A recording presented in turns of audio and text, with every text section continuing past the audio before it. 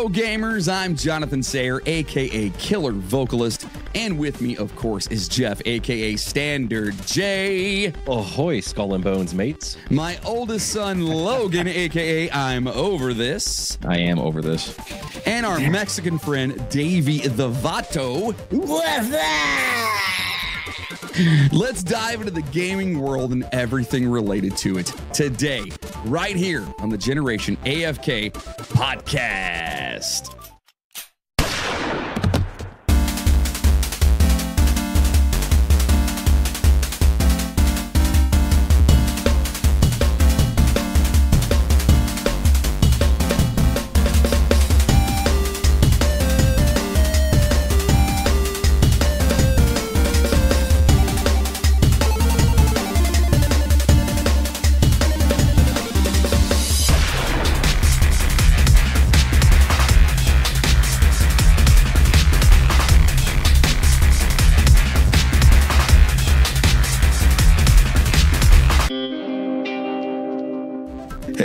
Out there, thank you so much for joining us today. And if you're new here, hey, welcome. Welcome. You're gonna find out what we do. If you are a returning listener, hey, welcome back. Thank you so much for following what we do. And of course, first things first, fellas, what are we playing this week? The skin flute. Oh boy, that took a right turn, didn't it? Sure did. Oh boy, Trombone hero. Listen, I'm going to preface something really fast before we get into this. Okay, it is a little bit late for us in this week to do an episode. We're trying to stay on our schedule, but unfortunately, sometimes life happens, and so it's been a rough week, and we just want to make sure that everyone out there knows that this is what we do because it makes us happy, and hopefully it makes you happy as well. So a little bit of levity here. So you might hear some some cringy things this week, but we're all about the gaming here. All right. And we want you to be a part of the gaming too. So I'm going to say first off, what I've been playing and I'm in love with is Apex Legends. Oh, that's right. I forgot you were playing that. Dude, it is amazing. It's so I honestly I can't figure it out. There are so many things happening with this damn game. Like it's basically if you took not Mortal Kombat, Call of Duty, and then you took Fortnite and then put a bunch of cocaine in there. Shook it up. That's what that is. And it's amazing. I absolutely love it. And I don't do cocaine, folks. Just saying. It's awesome. It's so awesome. What are you playing on? Are you playing on Epic or Steam? Actually on my PS5. Oh, yeah. Okay. Yeah. Nice. So I got my big, freaking 70 whatever inch TV, and I'm just rolling with it, dude. Are you yelling at your teamemates with the headset? I hope. I had to turn it off yesterday because these kids were yelling at me because I sucked. You're garbage, old man. So if you're not familiar with the PS5, like when people talk or whatever, you don't have headphones, you can actually hear and talk via your controller. Yeah. And all of a sudden I heard this little kid just go, "What the fuck are you doing?" And I was like, "Oh," and then so I turned it off. Yeah, because I suck. I'm learning. Anyway, what are you guys playing? Davey and I have been doing periodically because I've had a hell of a week, but we've been doing World of Warcraft. They had a new event. Still on that? Well, no, there's a new event that just came out. Oh, and it's like increased XP, and it's like a new mode. It's more like Diablo-ish.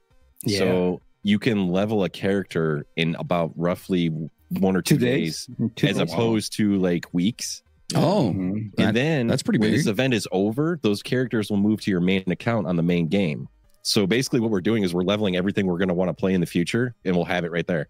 That's awesome. Oh, that's super cool. Yeah, it's pretty cool. And then today, which I sent you guys, Fortnite dropped the new season, and it looks awesome. I haven't got in there yet. You haven't gone on at all? No, but my son did, and he was telling me that there's a grapple hook weapon now, and you can actually grapple to vehicles and like be kited around by them. So nice. What it looks like, and if you're not familiar, which I mean, some of you may not be, but it literally looks like this season is Mad Max. It's like, and they did a Fallout collab, so they have the Fallout suits and stuff. It's a apocalypse theme. Yeah. Oh, pretty cool. It does look cool. It does look cool. I mean, obviously, and listen, this last one that just ended, everything was Thank so God. OP, dude. It was like you could not even play it. And it was that, and that's kind of why I'm glad that I think Riley and Logan mentioned to me about Apex Legends, and I was just like, I'll check it out. And it's 10 times, in my opinion, 10 times better than Fork Fight. That's just my opinion. Well, we're gonna have to download it, and we're all have to play that. We have to, dude. It's My so son's been good. bugging me to play it. He's been playing it for like a year, and him and his buddies play it, and they're like, "You gotta play, you gotta play." Played I'm it like, since the "Yeah." beginning. It's been fun, but I also played Titanfall 1 and Titanfall 2, and those were like the best games ever That's made. the mech And- one, right? Yeah, that's what Apex Legends is. The IP for that is Titanfall. It's the same creator no that shit, I didn't Respawn, know all those that. guys. They made Titanfall. They took the entire schema of Titanfall minus the mechs and put it into a battle royale. See, we learned something new. Dude, it's So, like, the it's wall Not even climbing, 5 the minutes in the guns. show, and everybody just learned something, but right, Davey? there's like Yes. 35,000 things you have to learn in this game. Yeah, it's like fun. like not so the individual weapons, each one has a different type of ammo, right? Mhm. And you can carry only 2 weapons at a time, and each one of those has, like I said, their ammo or whatever. But you can upgrade those things. You can upgrade the ammos. You can dude. It's awesome. It's seriously, it's super cool. Attachments. All the characters have their own abilities and stuff too. And Can it's we cross-platform play? as far as Yes, I know, yeah. yes. So, like, if we get it on our PCs, Yep. we could play with him on PS5, right? Yeah, just make sure you have your controller on so I can say, "What the fuck you doing?" Hey, old man. That little kid scared me. I'm not gonna lie. Oh, and it's in first person too, which is Yeah. great. Oh, So okay. it's So like Call of not Duty third. style. Yeah. yeah, Well, Call of Duty has their own battle royale as well too, called Warzone. That's free too. yeah. Warzone's fun, except It's not. everyone just snipes in that the entire time. The kid at GameStop, the cash register kid, you know how those guys are. Mhm. And we're sitting there and I'm talking, and he's, did you know this? Did you know that? Did you know this? And I'm like, okay.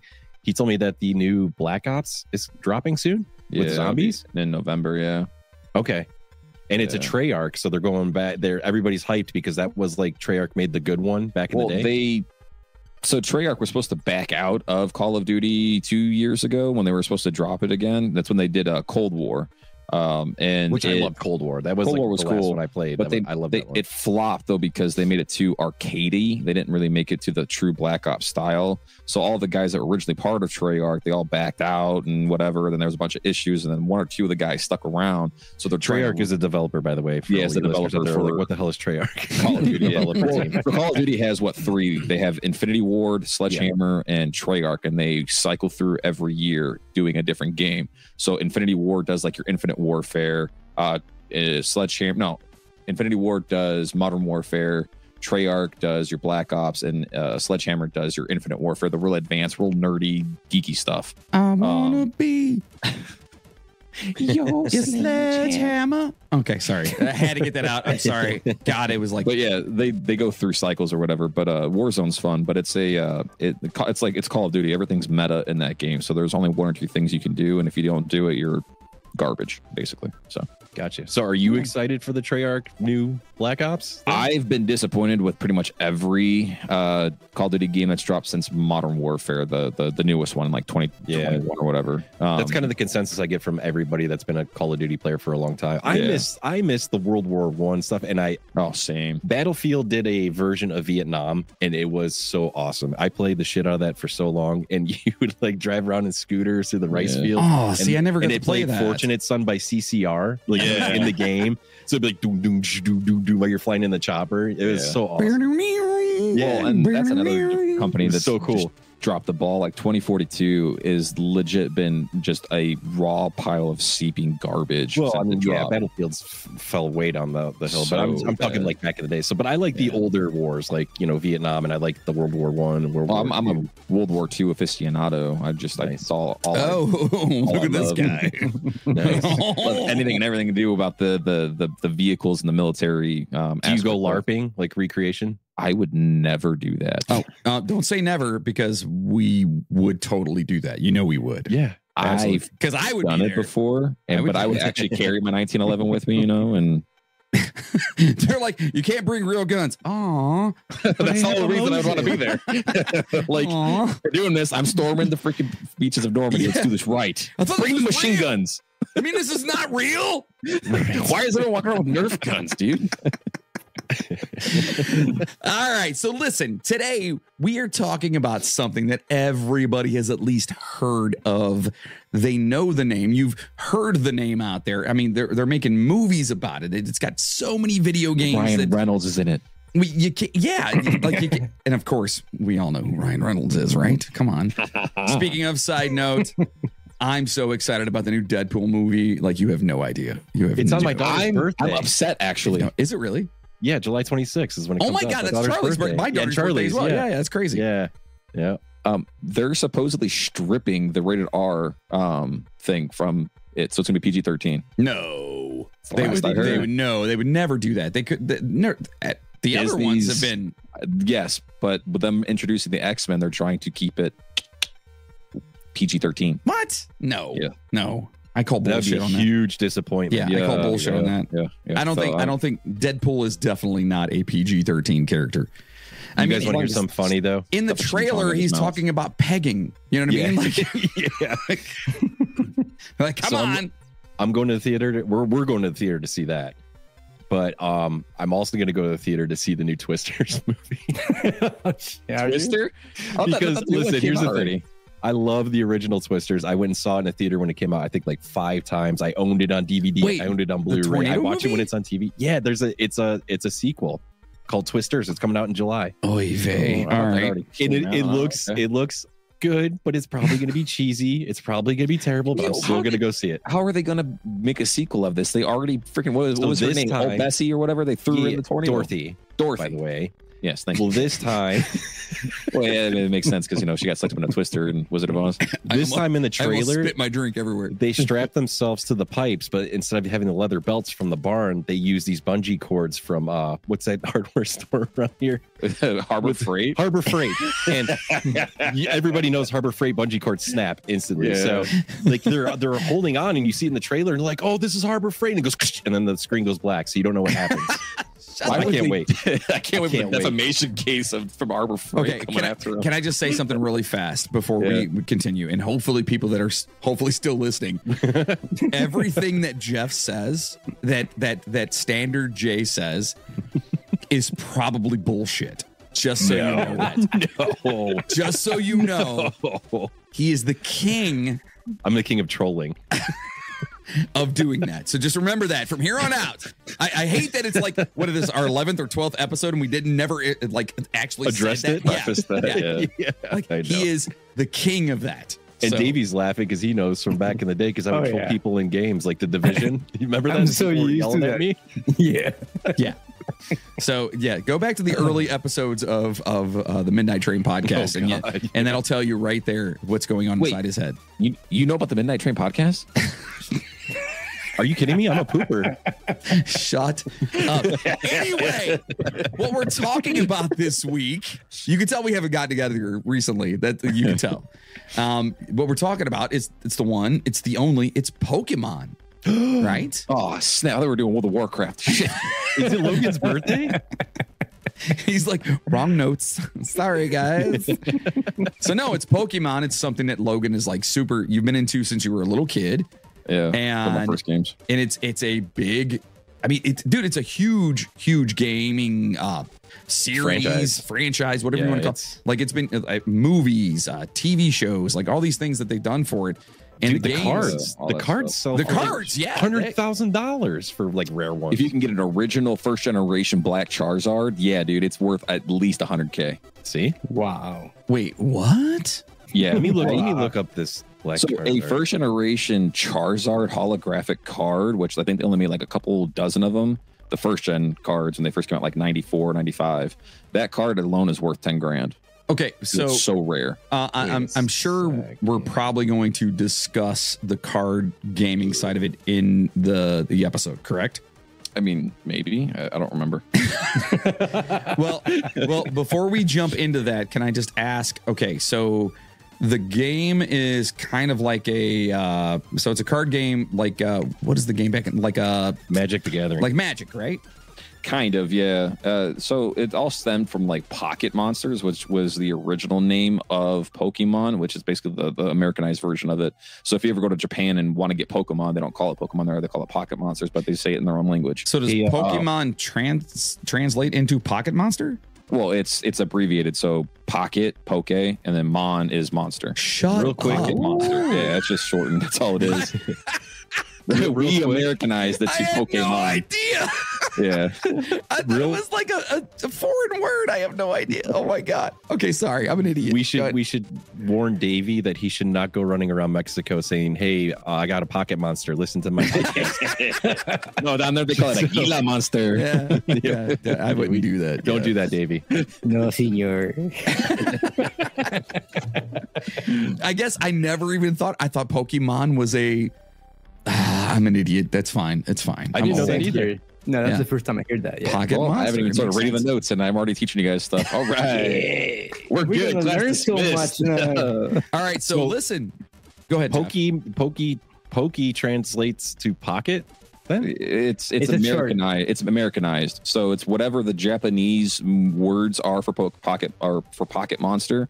We Americanized it and shortened it to Pokemon, just to make it seem like it's Japanese. But it's just Pocket like we Monster. stole France's fries, right? Exactly. Yeah. And Italy's pizza. Yep. You guys stole my tacos. And Texas, we stole Texas's toast.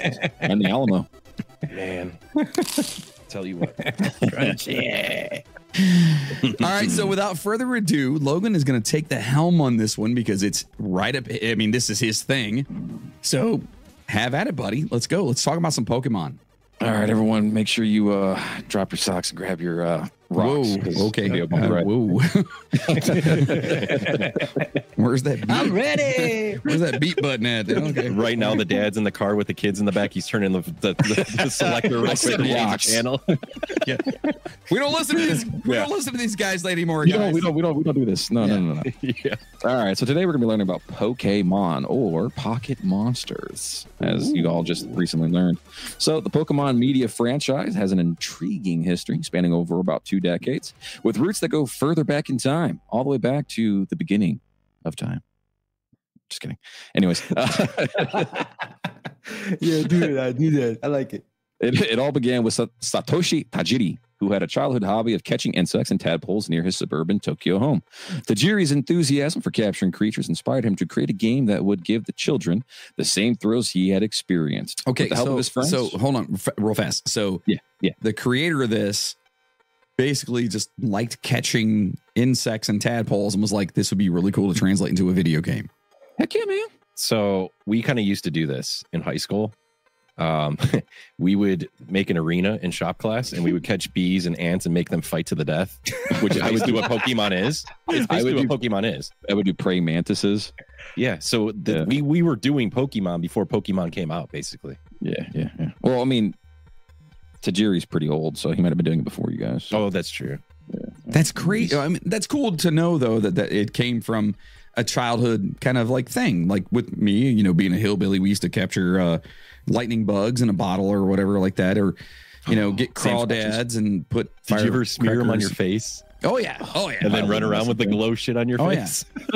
Oh dude, It smelled so bad. especially after Predator Oh, came out.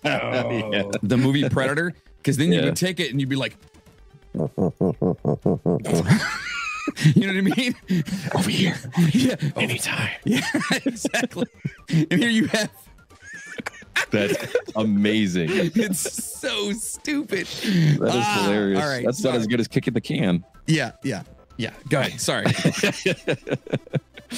All right. So, with the help of his friends Ken Sugimori and others, Tajiri formed Game Freak and later the design studio Creatures. Tajiri's discovery of the Game Boy and the Game Boy Game Link cable gave him the idea of creatures traveling along the wire. Tajiri was also influenced by the Ultraman fantasy television show Ultra 7, in which the protagonist used giant monsters within small capsules to help him fight. So Tajiri combined these two sources.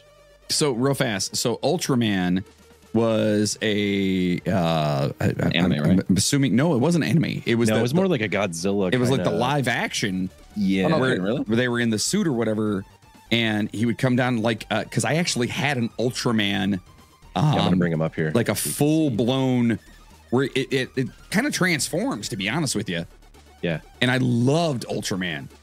So it was He a live action, like the thing. Original Power Ranger, basically. Yes, yeah. Oh, okay. See this guy? Is he fighting these big beetle thing? Yeah, that is legit. And so that's like the bad guy in one of the Power Rangers. Right. So if you think about, and for those listening right now, so Ultraman, if you think of the old school like Godzilla movies where it was a guy in a suit, Ultraman was the guy fighting those types of beings, but yet he was supposed to be like a robot guy. Right? I mean, that's how you would explain that? Yeah. Yeah, that's the best way to put it. Yeah. It's funny, like if you guys get a chance listening, just Google image Ultraman and look at some of these pictures. It's fantastic. It's funny. It's fantastic. Yeah. Like I would love to see that on the big screen right now. I don't know. I'm surprised they haven't rebooted this. I am as well. Yeah. It's probably coming. It's probably coming. Sorry. Go ahead, Logan. I just want to. No, that's crazy. I know what you were talking about, but I never actually like watched any of that stuff before. I think there's an actual like anime for it now, though. I'll have to look it up. But anyways, so Tajiri combined these two sources to create a new game called Capsule Monsters. However, after several failed attempts to pitch the idea to Nintendo, Tajiri's new friend, Shigeru Miyamoto, threw it to the company. Nintendo began funding the project, which resulted in about 6 years of development that would later become a worldwide sensation. So the name Capsule Monsters was actually changed to Pocket Monsters due to trademarking issues.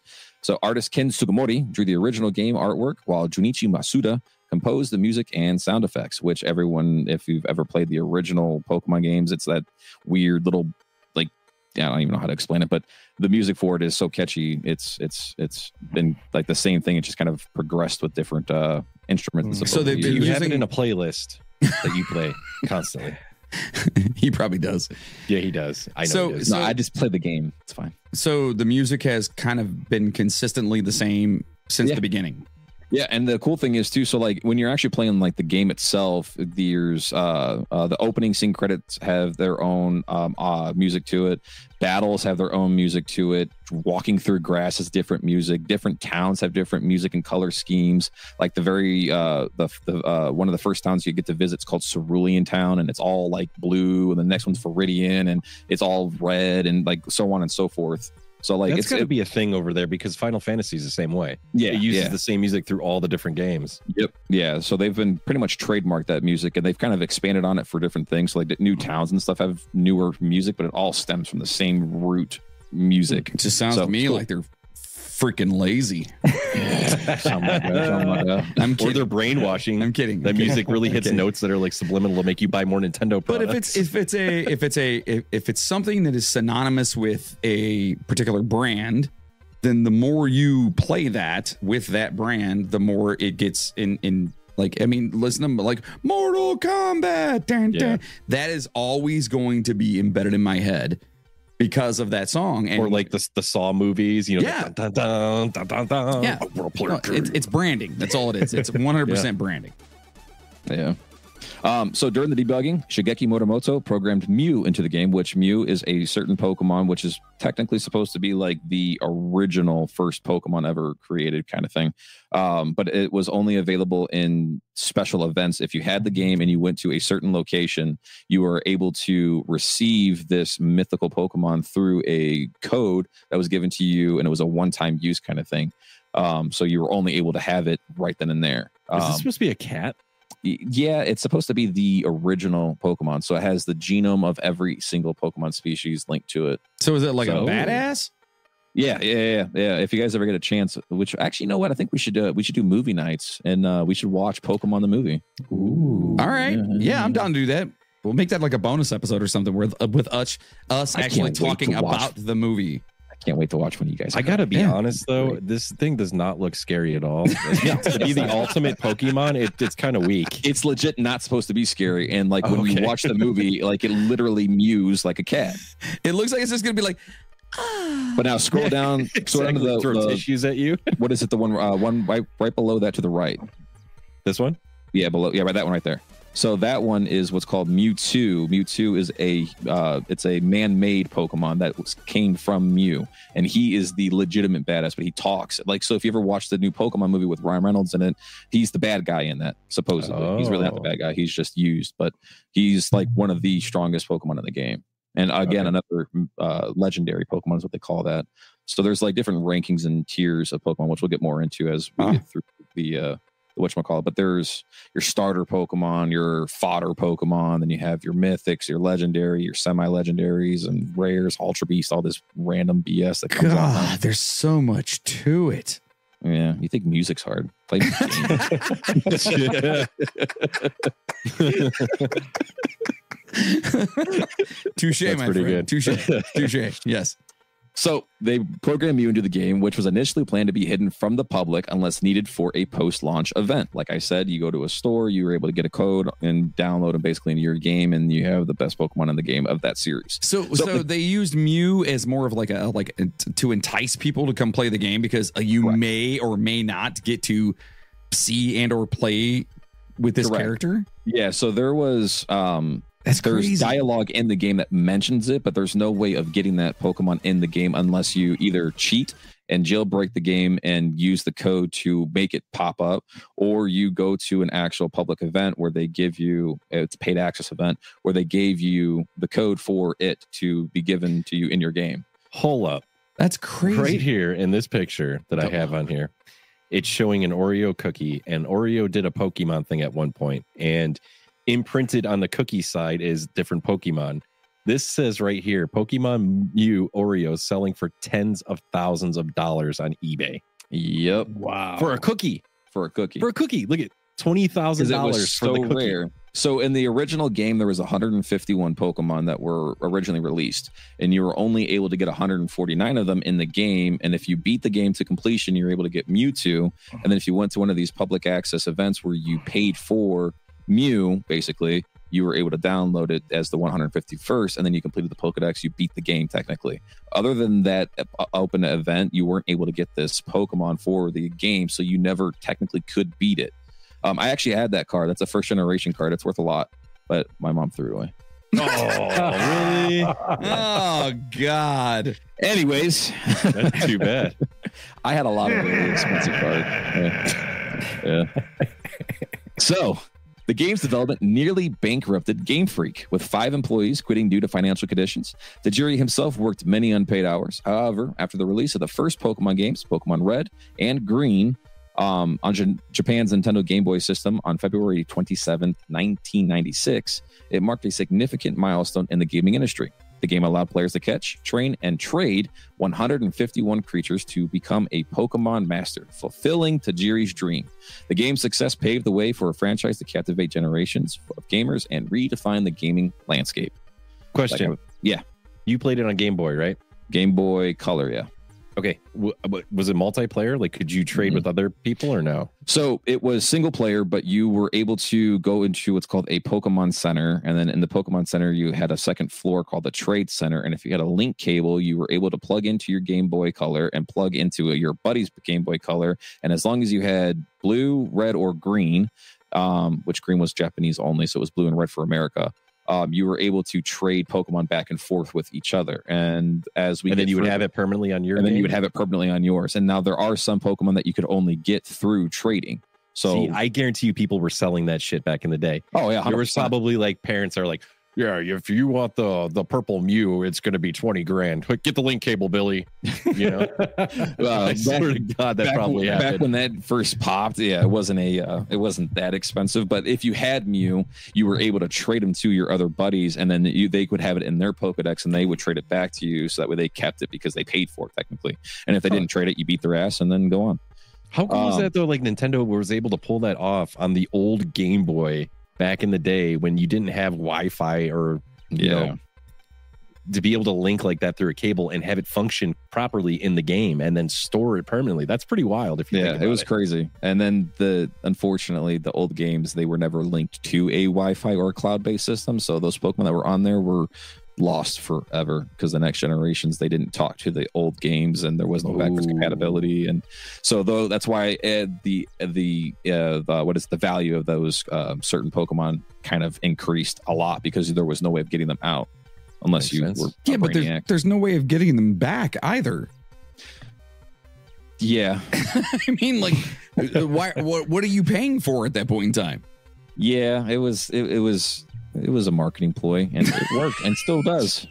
So, although the initial Pokemon games had modest sales, the discovery of Mew in the games, followed by Koro magazine's announcement of a legendary Pokemon offer to distribute Mew to 20 entrants, significantly increased the sales of the games. The contest received 78,000 entrants, and the Pokemon game sales quickly soared. Pokemon Red and Green were soon followed up with Pokemon Blue, which had improved graphics and sounds. On the front of the game, so Red and Green were available in Japan. When they came over to America, Red and Blue, like I said, were the only ones that were available. The red one had Charizard, blue one had Blastoise. So it says 78,000 people.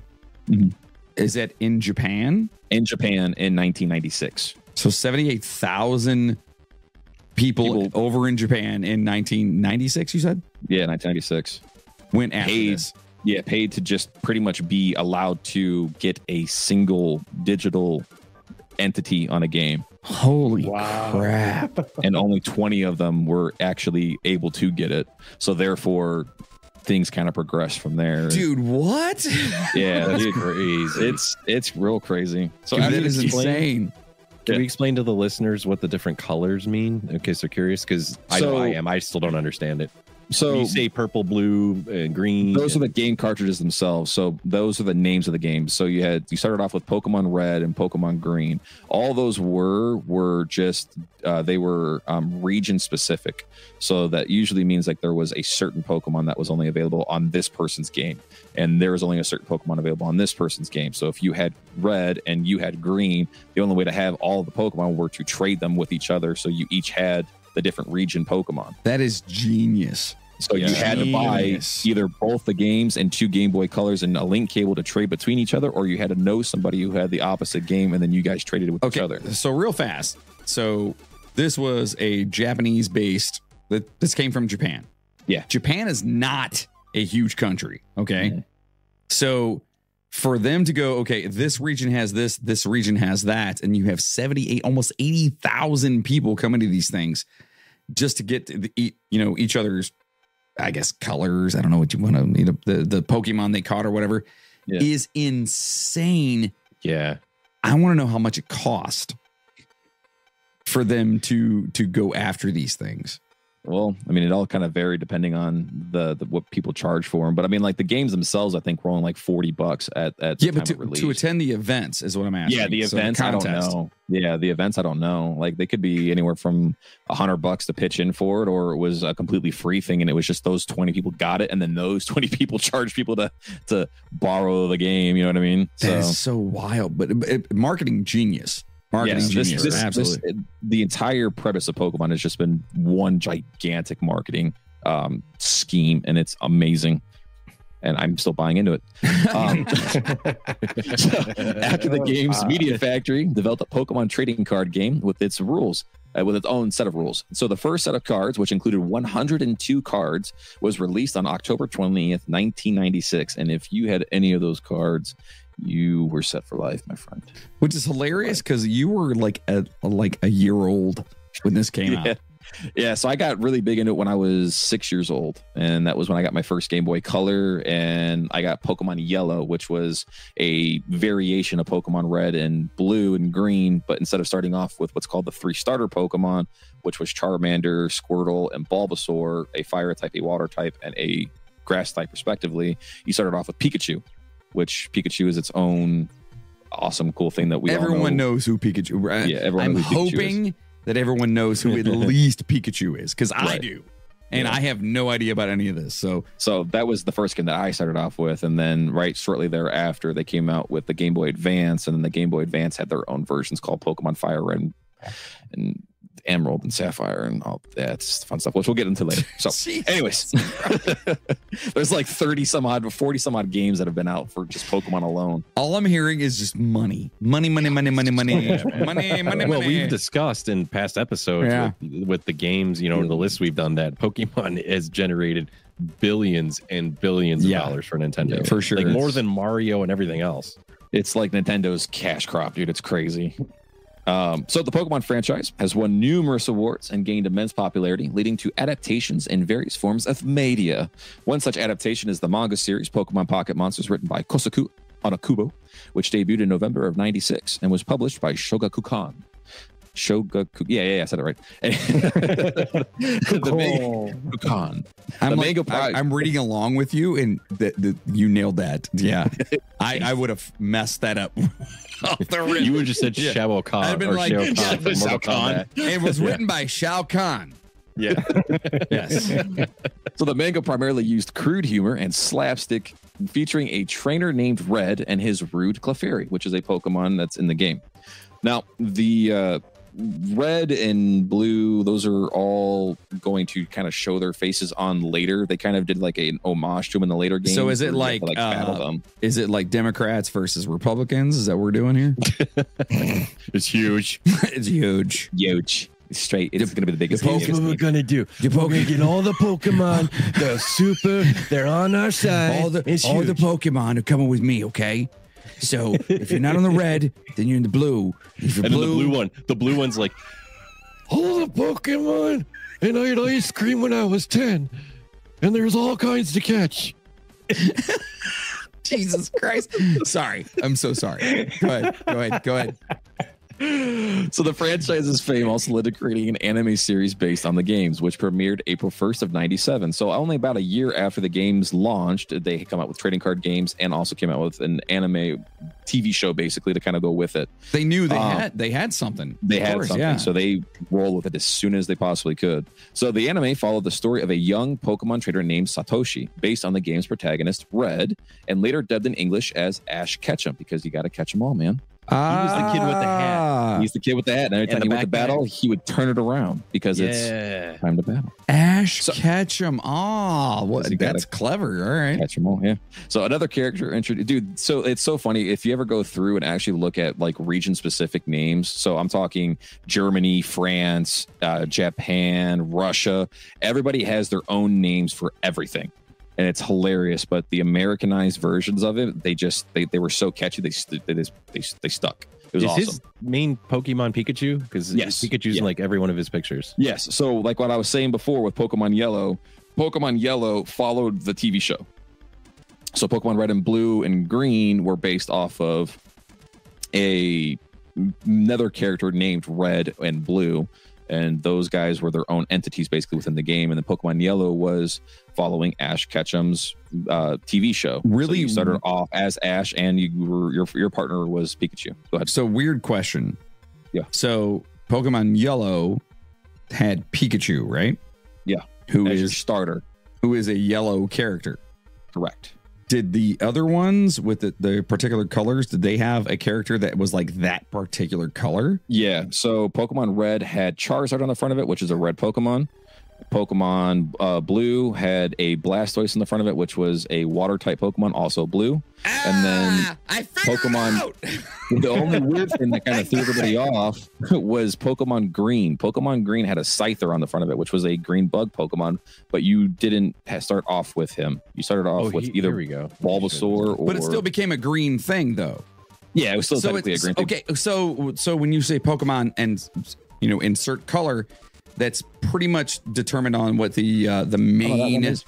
Venusaur. The main character, I guess you would call it. Yes. Right? So basically how the game starts off, you wake up in what's called Pallet Town. Pallet Town, you wake up, your mom wakes you up, tells you, hey, you're 10 years old today. I'm kicking you out of the house. You're going to go on a Pokemon adventure. Wait, hold on. Yeah, hold on. It gets better. Wait. I'm 10 years old, Mom. There weren't bad guys in these games back then. It was a fantasy world. Well, Mom is a bad guy for kicking me out right now. So what you did was you went over and you saw the professor. And this town had a professor named Professor Oak. All the professors had tree names. I don't know why, they just did. You had Professor Oak, Professor Elm, so on and so forth. It was weird. It was awesome. I loved it. Anyways, so you got kicked out when you were 10 years old. You were going to go start your Pokemon journey. You wanted to become a Pokemon master. You wanted to catch them all and become what's called a Pokemon League champion. What that means is you got to catch every single Pokemon. You got to train them all, and then you have to fight. Not only do you fight Pokemon, you fight for money. You're gambling. You win money. You lose money. Roadhouse. Roadhouse. So can I ask a legit question? So when they're when the people hanga quotes, when they're catching them all, are we talking about actual monsters, actual entities? Yeah, they're all like very childlike little like animals basically. So in the game, they didn't have little rats and like deer and stuff like that. You had Pokemon, and those Pokemon all had special powers. So like in the first game, if you kicked a rock, it could have been a Geodude, which was a rock with arms. So you're building a team. You're basically building a team to fight other people who have their own teams that they're I don't know, man. It sounds a lot like slavery to me. Kind of. Just saying. Slavery mixed in with gambling. Right. But there's friendship involved. Your Pokemon loves the battle because you keep battling with them. And so as long as you guys battle together, you love each other. So it makes sense to me in the sense that like you're building a team. And so if you have a team, whether it's red, blue, green, whatever it is, you're building this team to go against other people that have a team as well. Correct. And that's where, so it's a sport. It's basically a sport. So Pokemon, let's break it down like this. So Pokemon, there's 151 Pokemon in the very first game. Every single Pokemon had its own type, whether it was, fire, water, grass, electric, rock, ground, so the elements, steel, all of the elements, ghosts. Wait, grass? Yes, there's a grass type. There's a bug type. There's a rock type. There's a steel type. There's a the grass type. one. His name is psychic type. He-Man. Day's not here, man. So you had 151 Pokemon here, Pokemon with different types. Pokemon's not here, man. Man, you're still driving. You're parked, man. I'm blind. Oh no, sorry. Yeah, go ahead. I'm sorry. Yeah, sorry. There's a cheating chart. If you guys are there's about a. Oh my god, those charts are ridiculous. What the? So they all have different types, and some Pokemon can have multiple typings, and some Pokemon only have one typing. And then there's type effectiveness, meaning water is strong against fire, but fire is strong against grass. Fire is not strong against water, and grass is very strong against water. You know what I mean? Like there's different type advantages when it comes to all that. Okay, real hot take right now. For any of you people out there listening, or if you have kids that are into Pokemon or whatever, if they follow this the way this is, there's no reason that you should not be going for presidency. Okay? Like there is no this is the most ridiculous. Listen, holy crap. I will back him, not the president part, but I will back him to the point to where if anybody who plays Pokemon effectively, it is such a math critical game. Dude, the one thing looks like a DNA result on top. What the hell? You guys. We have a callback though, gentlemen. Do you remember the last episode when Logan mentioned that a lot of people use the what's that name of that game? With the imposters. Among Us. Remember you said that people put it in randomly and things? Yeah, randomly. Yeah, there it is right there. Yeah. Somebody put it in the Pokemon chart. Pokemon chart. Yeah. This is the Among Us character. It's the type effectiveness of what everything does, and it comes out as the Among Us character. It looks like a periodic table of elements, dude. Right.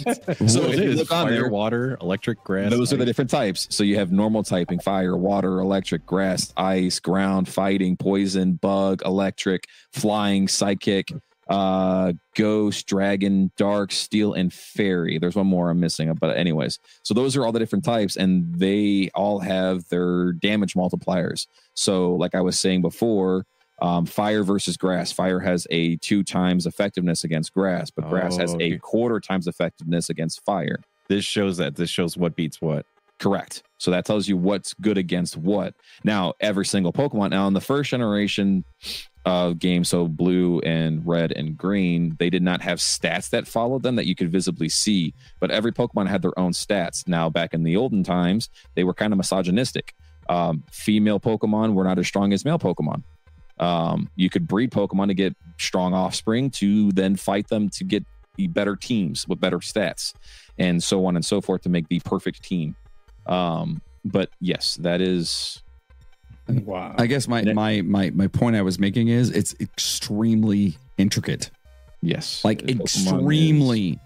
Well, I mean, they have competitions and stuff now too. So like Magic the Gathering has like one of the biggest card tournament games that's out there right now. Pokemon's a close follow-up to that. And then you have Yu-Gi-Oh! And then you have whatever other BS they have out there now. Guys, we need to develop our own card game. And then that will develop into a video game, which will then develop into a TV show, which will then develop into a movie deal. Yeah, we got to start picking up cockroaches from the ground. It's already out. It's called the Divorced Dad's Card Game. It's fucked up. It's fucked up. Oh, man. Hey, Logan, why don't you continue? Thanks. Yeah. I'm serious though, that is an actual card game that's out right now. Yeah, it's good. Yeah, go ahead. Good. Woo! All right. Anyways, so the franchise's fame also led to creating an anime. The anime followed the story of a young Pokemon trainer named Satoshi, like we said. His name was later dubbed as Ash Ketchum. So another character introduced in the first episode was Satoshi's rival Shigeru, based on Blue, and later dubbed in English as Gary Oak. Oak is the professor who tells you to go on this awesome journey to go be a 10-year-old and invest in slavery. The anime quickly gained popularity, creating a manga series based on it, The Electric Tale of Pikachu, written by Toshihiro Ono.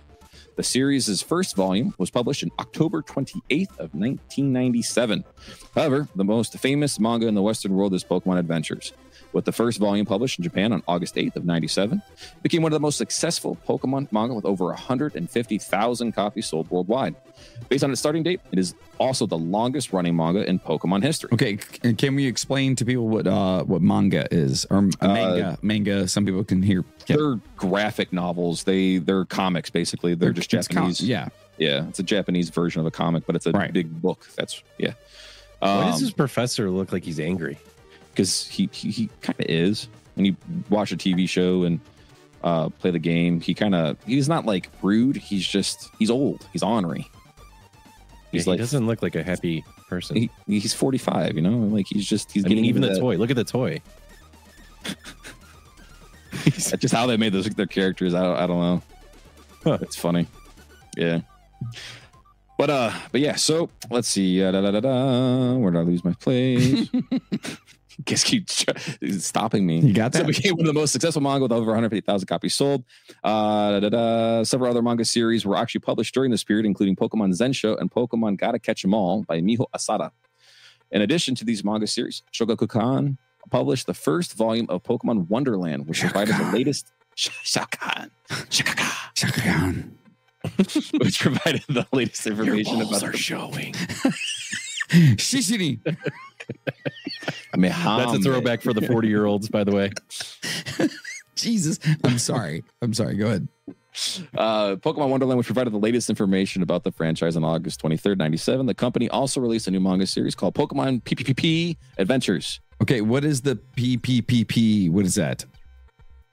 You got me. I have no idea. It's a new manga series. It didn't really do all that great, so I'm not really sure what it was. I've never read it.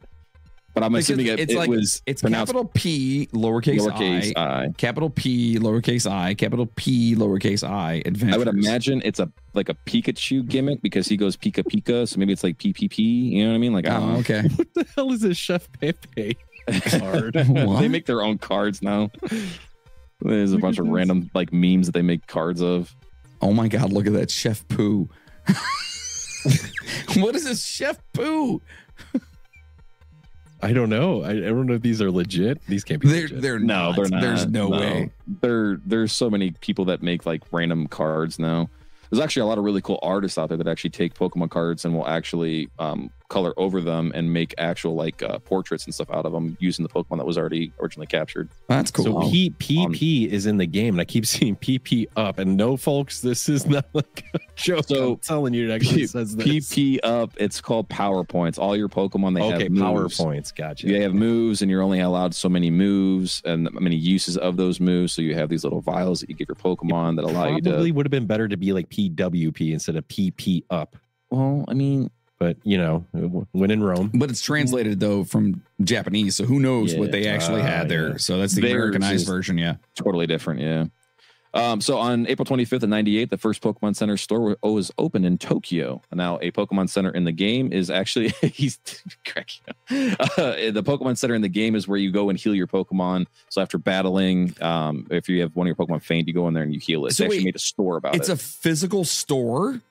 So you don't actually go to it in real life to do it. In the game, you go into it. And then oh my God. I was like, you can actually take it and... Oh, that's crazy. Okay. I mean, they had a very similar gimmick to that later down the line where you would actually have a digital, almost like a, what do they call those little like cat or dog thing that you would put on a Tamagotchi. Yeah. You know, remember those? Virtual pet? Yeah. Like a virtual pet. Oh, like Tamagotchi. they had the Tamagotchis, but they had Pokemon versions of them where it was a Pokeball and you actually would take it with you. And if you walked with it, it would level up, yada, yada, whatever. But there was places you would go to heal wild. It. Yeah, they really went crazy with this. So over the years, several Pokemon Center stores were open, and today there are many such stores across Japan, with one in Singapore and in Taiwan. Historically, there was a Pokemon Center store in New York, which was later replaced with the Nintendo World Store in 2005. However, make money. So much money. Jesus. Yeah. So due to the Pokemon's success in Japan, the series was eventually released overseas.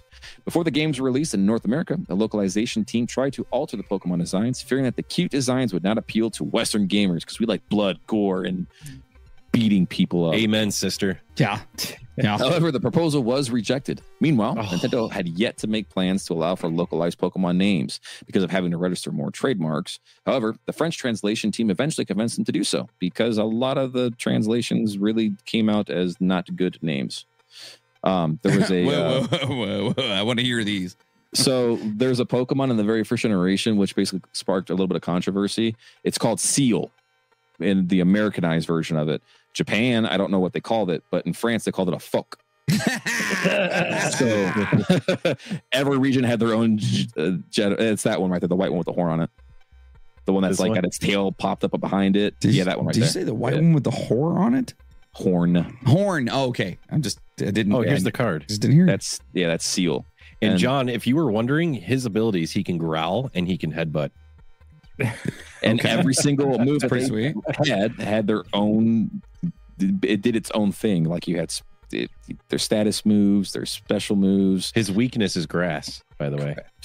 Seal is actually a water ice type, but in the card games, they only kind of generalize their Pokemon types with one typing, and there's like 9 types versus like 13 in the game. So the card games and the games are a little different when it comes to the Pokemon. It's interesting. I like how they have the weight and the height and like the... So that's a Pokedex entry. So the Pokedex is what you would do when you caught a Pokemon. It would log its information into your handheld computer in the palm of your hand, basically a PDA, and it would tell you everything that you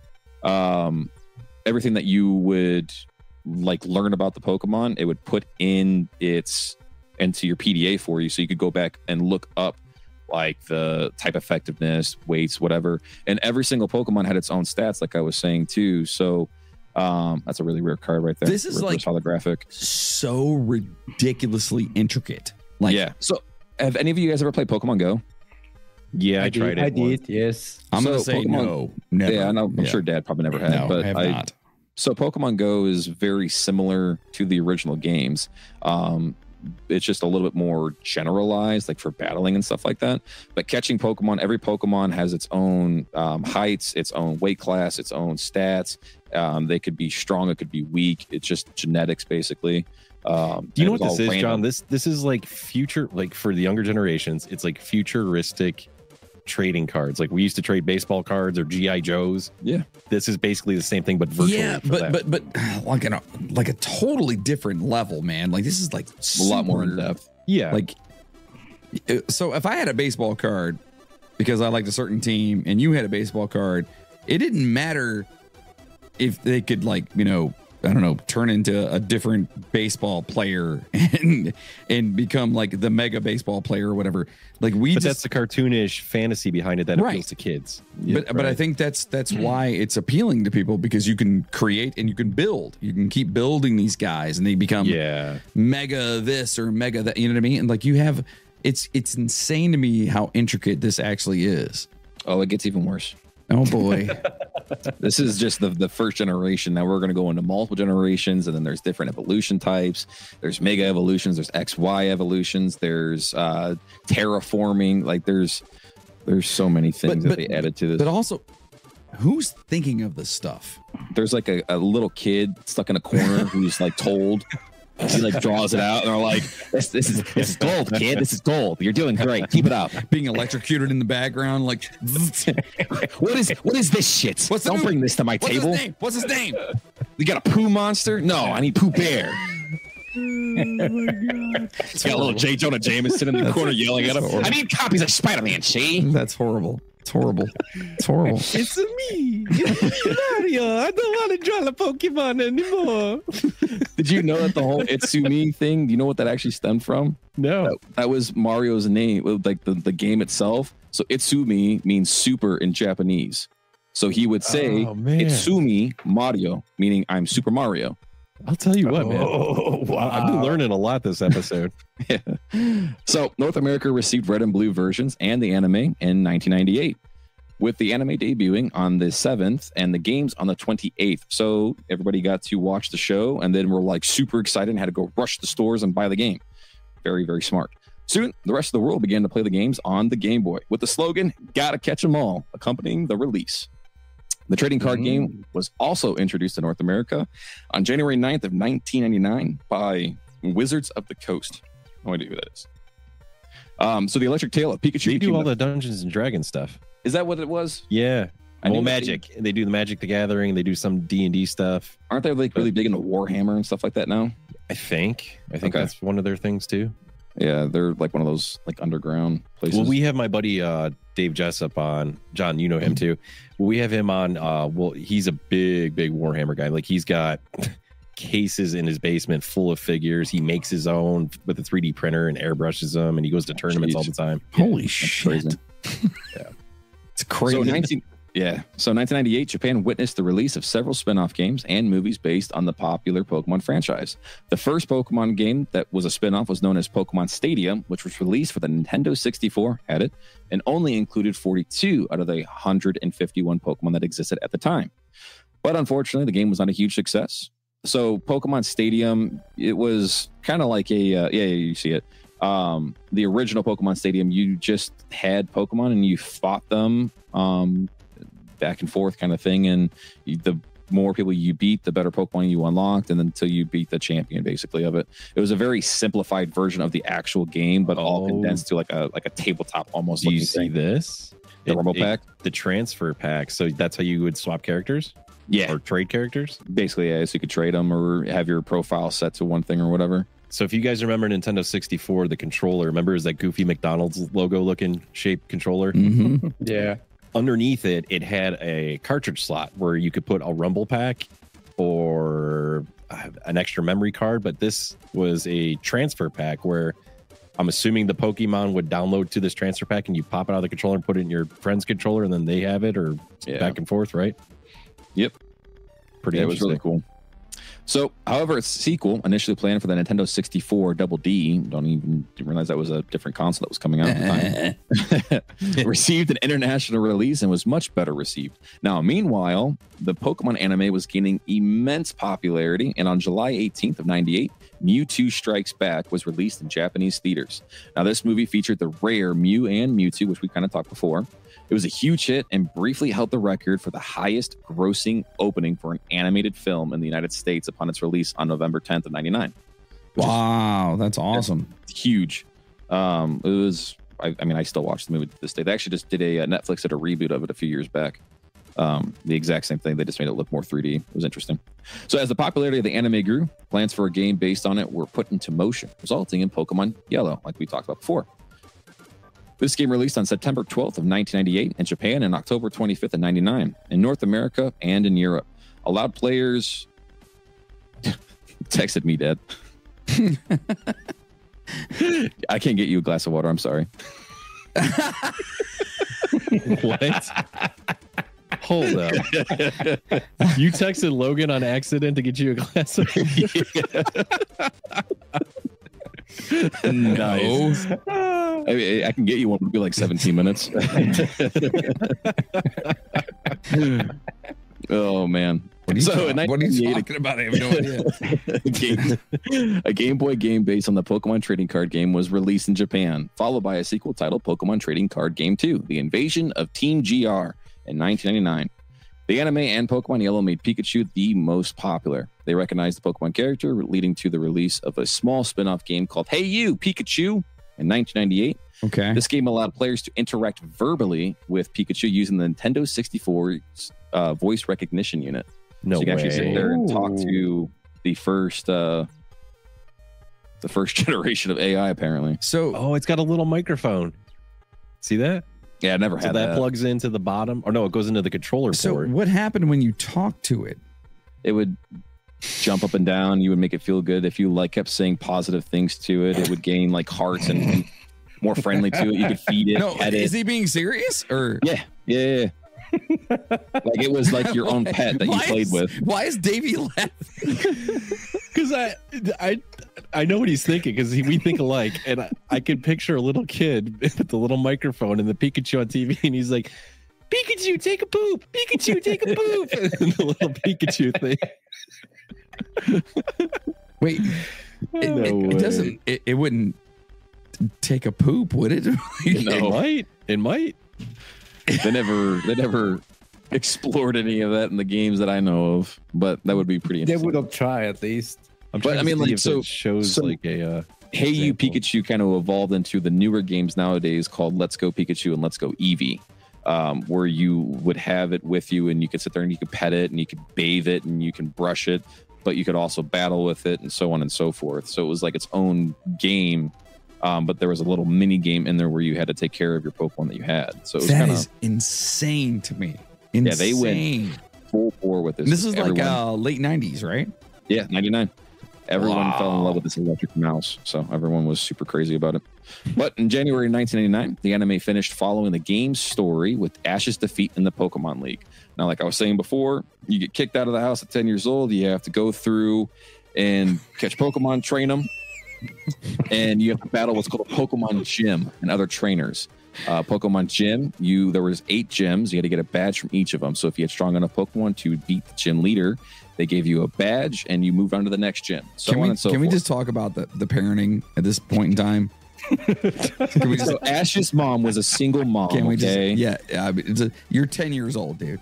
You're You had to make money for the house, man. You know how much money you make off of fighting Pokemon? We're talking 2,000 Poke you're coins. 10 years old. Your balls haven't dropped yet. But you have to go. Technically, they do when you throw a Pokeball. Good one. All right. I mean, So they started a new season in a new region called the Orange Archipelago, introducing a new main character, Tracy Sketch. During the season, a second movie, The Power of One, was produced and released in Japanese theaters on July 17th of 1999 and in North American theaters on July 21st, 2000. Finally, in 99, Nintendo released a non-traditional spin-off game for Nintendo 64 called Pokemon Snap. Super cool. You got to take pictures of Pokemon. I remember that one. okay. Yeah. Where you're on the little cart that moves itself and you're just looking around, and the better the picture, the more rare or more points you get. Exactly. And they Yeah. just released a newer version of that for the Nintendo Switch now, too.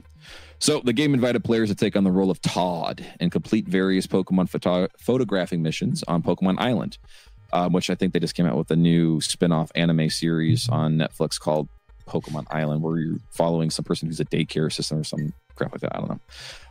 But the art design's really cool. Everything's crocheted looking. It's weird. But Pokemon Snap made its way to North America on July 27th of 99. It was a unique and enjoyable addition to the Pokemon gaming world. On April 14th of 1999, a new and exciting spin-off pinball game, which I loved this game. It was so much fun. For the Game Boy Color called Pokemon Pinball. That was when you had the Game Boy Color and you had the Rumble Pack, and then the game itself was in the Rumble Pack. So you had to put a AA or AAA battery in the back of it, and it would vibrate the console every time you hit one of the pins. It was amazing. So it was a fan with like all the single moms.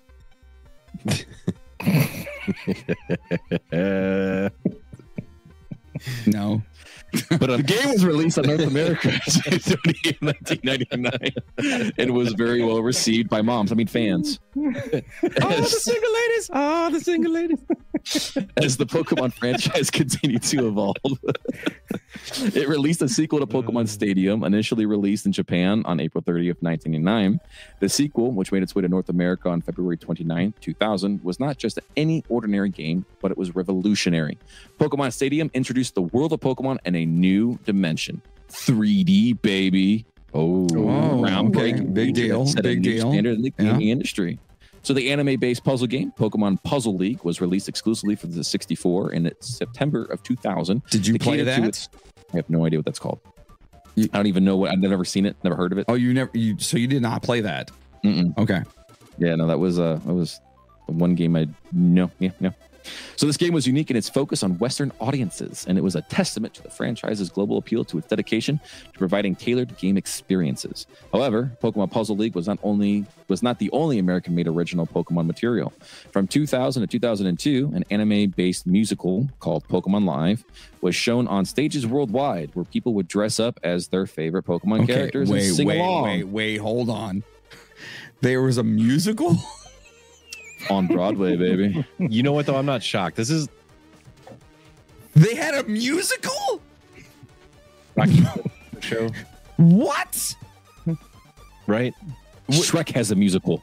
Yeah, I mean, like, think about it. Like, all the big, like... But this is like in the call early it? 2000s. What do they call that? Like, not a community, but when you have a group of people, like Star Treks or the Trekkies, they have like conventions. fan followings. You know what I'm saying? Like nerds. You're looking for nerds. Well, okay. Yes, they're but fan you know what I'm base. saying?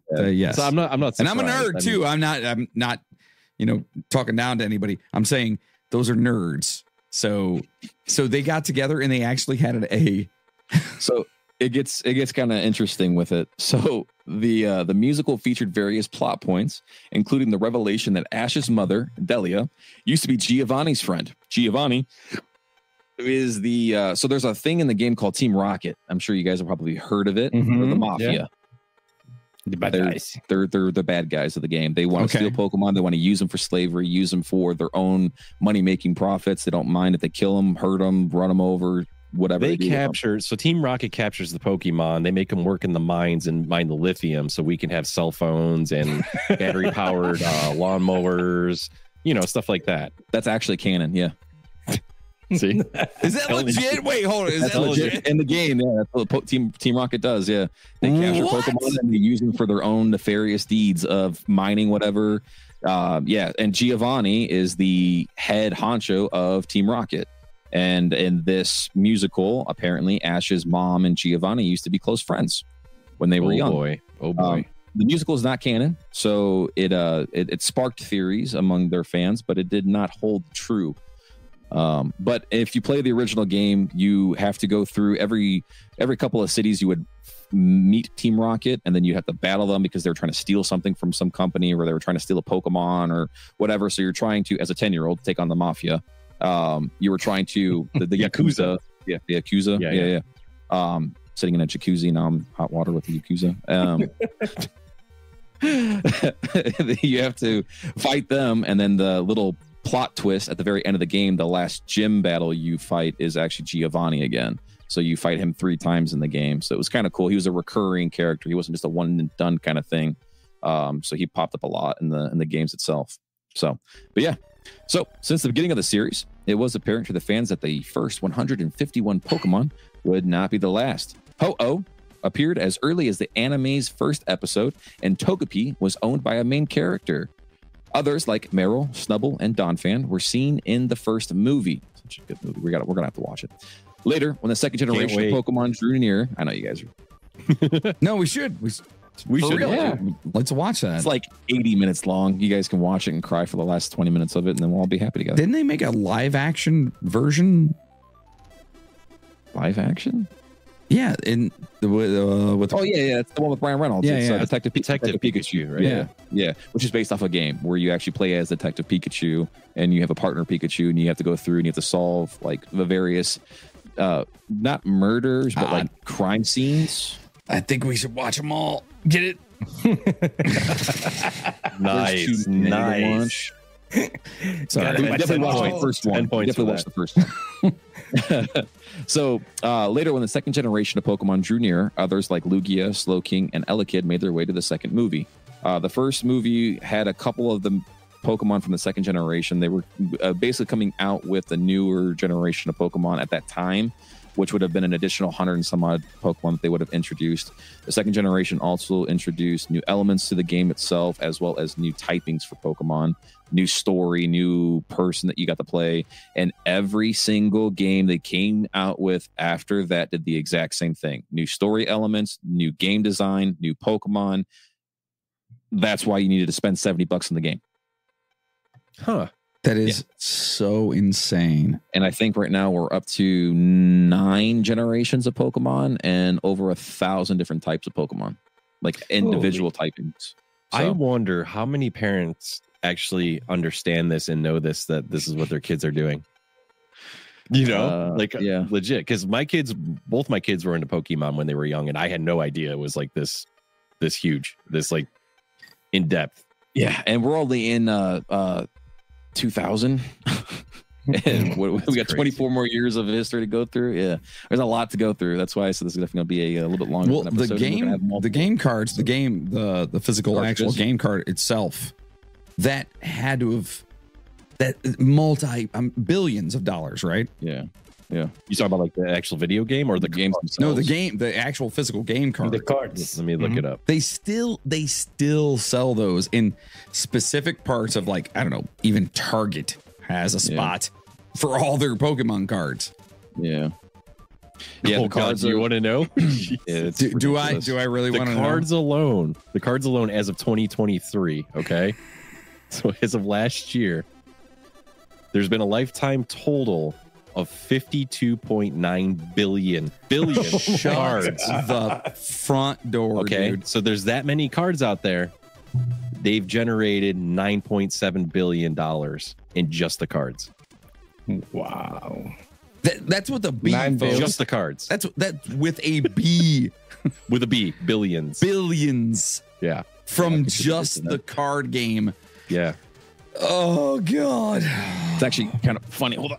So wait, we're gonna make our own card games, is what you're saying? That's what I was saying earlier, man. Yeah, let's do We that. start with the card game, Yeah, and then let's when do that that. takes off, then we make a video game, and then when that takes off, we make a TV show, and then we make a movie. And then a movie, multi-movies, like lots of movies. And then we can do this podcast from our yachts. And Ryan Reynolds can be in all the movies. Right? Yeah, why not? Okay. Oh, great. What is he showing us? Look at right now? this. What is this thing? What is that you're showing us? This is Logan is actually showing us what is this? This is Ava's binder of all her Pokemon cards that she owns. Oh, it's my. wow. By the way, that's his daughter, my granddaughter. It's about 50 sleeves, and there's Holy crap. 9 per side, and we have them both filled front and back. Wow. Now, are those your old cards or are those new ones These that are all she's new. got? All new. So there you go, guys. Look, that's a whole new binder. Yeah, There's got to be what, like 200 cards in there? more than that. Yeah, probably. Well, if it's 50 per sleeve, how many sleeves? Well, that would be 18 per sleeve. There's 150 sleeves, and I think I have 80 of them filled. That's too much math. I can't do that. Yeah. So there's about Davey, you want to go get your Pokemon book? Well, that's funny fact because we remember how Logan was saying that in Japan they had this name, then he went for America, different name. Yeah, well, in Mexico they did the same thing. Yeah. What's it called in what was Mexico? it? Wait, what is it in Mexico? So Ash in the States in Mexico was Tomash. Oh. And Okay. Pikachu was a chupacabra. I'm just messing up with you guys. Got you, go. Gotta catch a ball. How amazing would it be That would be so awesome. that were I'm sure real. somebody's memed it. Let me see. I got to find it. if that were I'm sure there's real? plenty of them. You gotta catch the trooper. Dude, why do we not make a game like this? But you have to catch all of the the fucking chupacabras, the Bigfoots and shit. No, what do they call The those? cryptids. The No, what are they called? No, what do they call The those? cryptids. Yeah, the cryptids. It's called Cryptid Monster card game. They have that. Somebody's got No, it. they don't. Yeah, Yeah, look, they do. It's I'm called gonna share it. No, It's cryptid. No, they cryptid don't. Pokemon. Stop talking and lying to me. That's not true. Look, They don't have that. somebody did it. Son of a bitch. Oh, Look at that. Yeah. That one looks like freaking. Look. Here's the chupacabra. It looks like Stitch. That's horrible. Come His special on. ability is kill. Those are clearly fake. Yeah, but they that's fake. did actually try to do a card game thing, kind of like what Let's do they just call that? actually do Like it. baseball cards where you could collect cryptids. Why don't Well, we? hey, Let's just. you're do a good it. artist. You can draw. And Yes, you got I the can do that tablet. So part of start it. Yes, start doing the drawing, man. We'll put All them right. together. because those are bunk. Those are all bunk. Yeah, And Sam Socks is not in there. So you're right. Sandbox and yeah. Mothman. yeah. Yeah, they did come out with the cards. They're called Cryptid Hunters. Is the name of the card company. Oh, that's Halucha. Look He's at a that. luchador. Look at that though. What is that? that's a Mexican Pokemon. That's the Mexican Pokemon. His name is Halucha, and he is a luchador owl. Wait, hold on. Is that Okay, is that hold on? I want to hold on. read. Oh, Hold on. Just give me a second here. I gotta process this. Is that a Mexican Pokemon or is that like the Mexican cryptid thing? No, that's a Mexican Pokemon. Okay. Yeah, his name is called Halucha, and he is a luchador. Okay. Just They even have another one as well too, which is actually featured in one of the Super Smash Brothers games. I can't remember his name. Incineroar, I think is his name. his special ability on his It's the card WWE. says, at any time you may send Chupacabra from the arena to the afterlife to have a target bestie or artifact recover LP equal to Chupacabra's current LP. I don't know what that means. I don't know. LP like life points, maybe. I feel like Oh. that's fake. It's got to be fake, right? Look, I mean, Look, it says illustration poncho. See, yeah. El Chupacabra.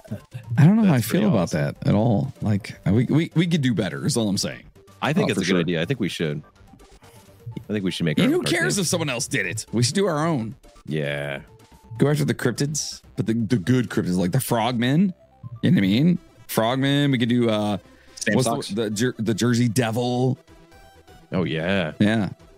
Anyway, sorry for totally just taking over your shit there, Logan. sorry about that, listeners out there. So to continue on with our wonderful history of Pokemon, on November 21st of 99, Nintendo of Japan released gold and silver versions for the then new Game Boy Color. Trainers were introduced to the land of Johto. So the very first region was called Kanto, and then the next region was Johto, then Hoenn, and then Sinnoh, and so on and so forth. There were different names for all the regions. So They're now did basically the like silver islands. did the silver and you say gold versions? Yeah. Did they have silver and gold characters to go along with those? Yeah, those were legendary. So basically, after these games were released, the turning point for the character that was featured, because the Mew thing took off so well, is they started showing the legendary Pokemons of the game. So you would have Lugia, which was a really big white dolphin looking thing on the front of the silver card or the silver game. Then you have Ho-Oh, which is a really big fire bird Pokemon. It's called Ho-Oh? Ho-Oh, yeah. Ho-Oh or Oh-Oh? Ho-Oh. I know a couple of those. Anyway, go ahead. So that's Lugia, and those are legendary Pokemon. And legendary Pokemon had their own collection of like lesser legendary Pokemon. It looks like an abstract like pigeon is what it looks like. It's Yeah. like Yeah. with really big like wing things or whatever.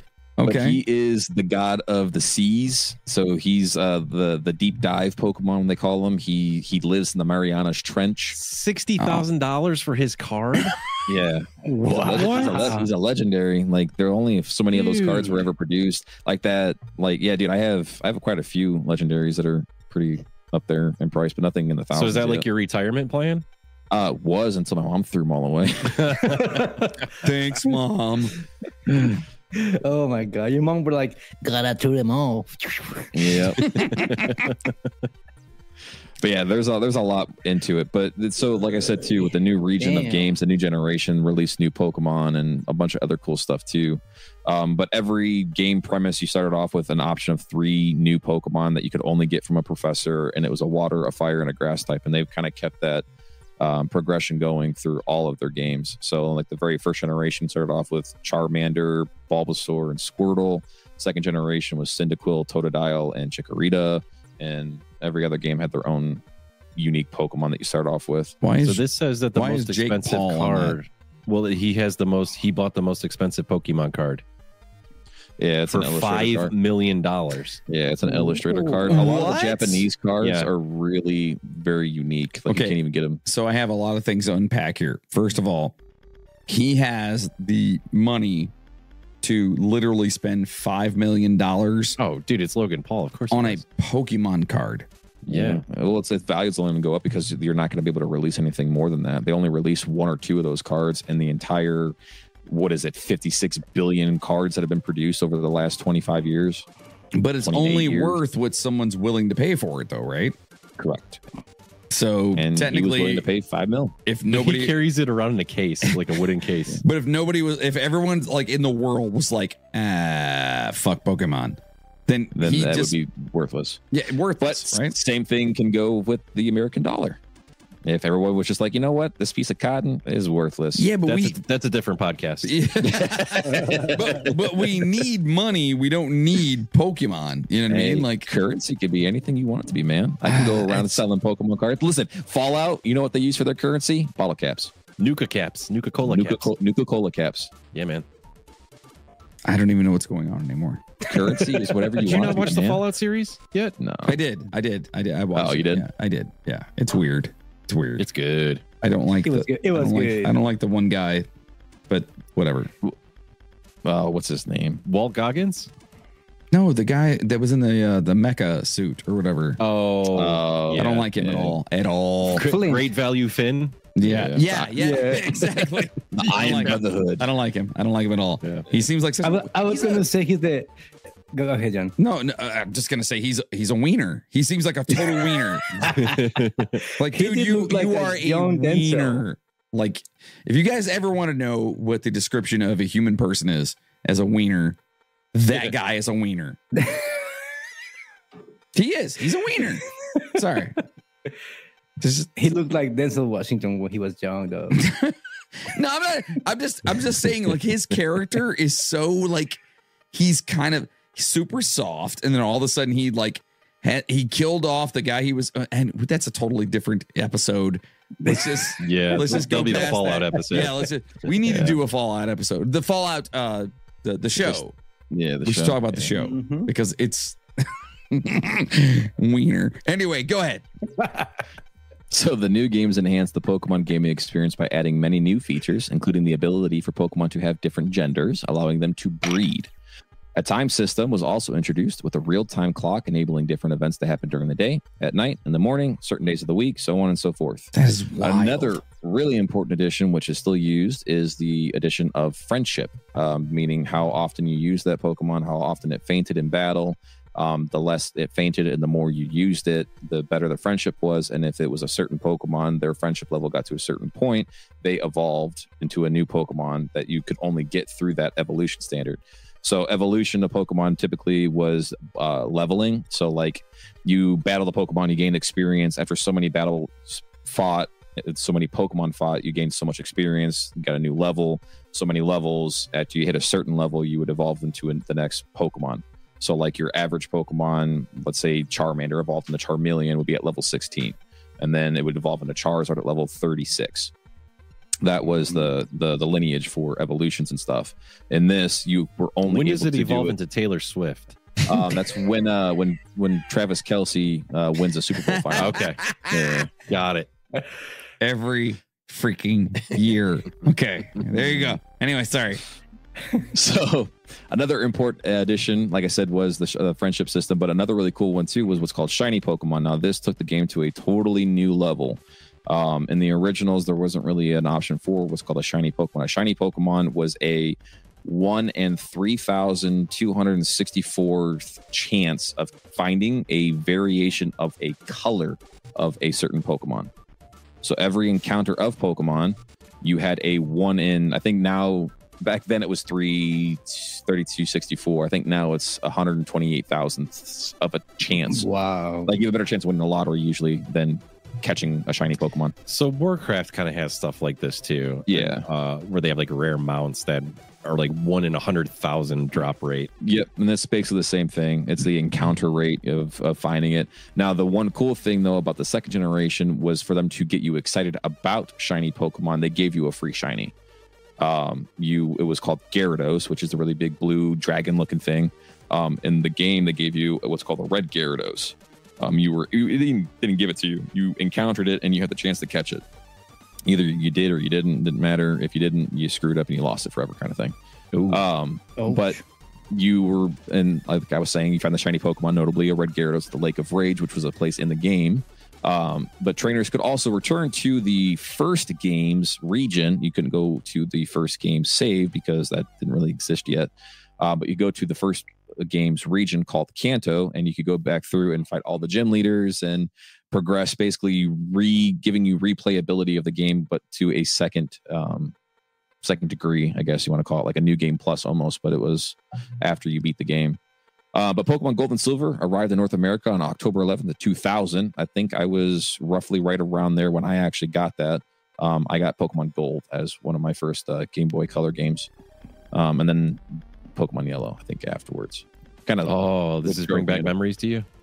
Yeah. That's yeah. They did a reboot of Pokemon Gold and Silver called Soul Silver and Heart Gold on the Nintendo 3DS and all that fun stuff.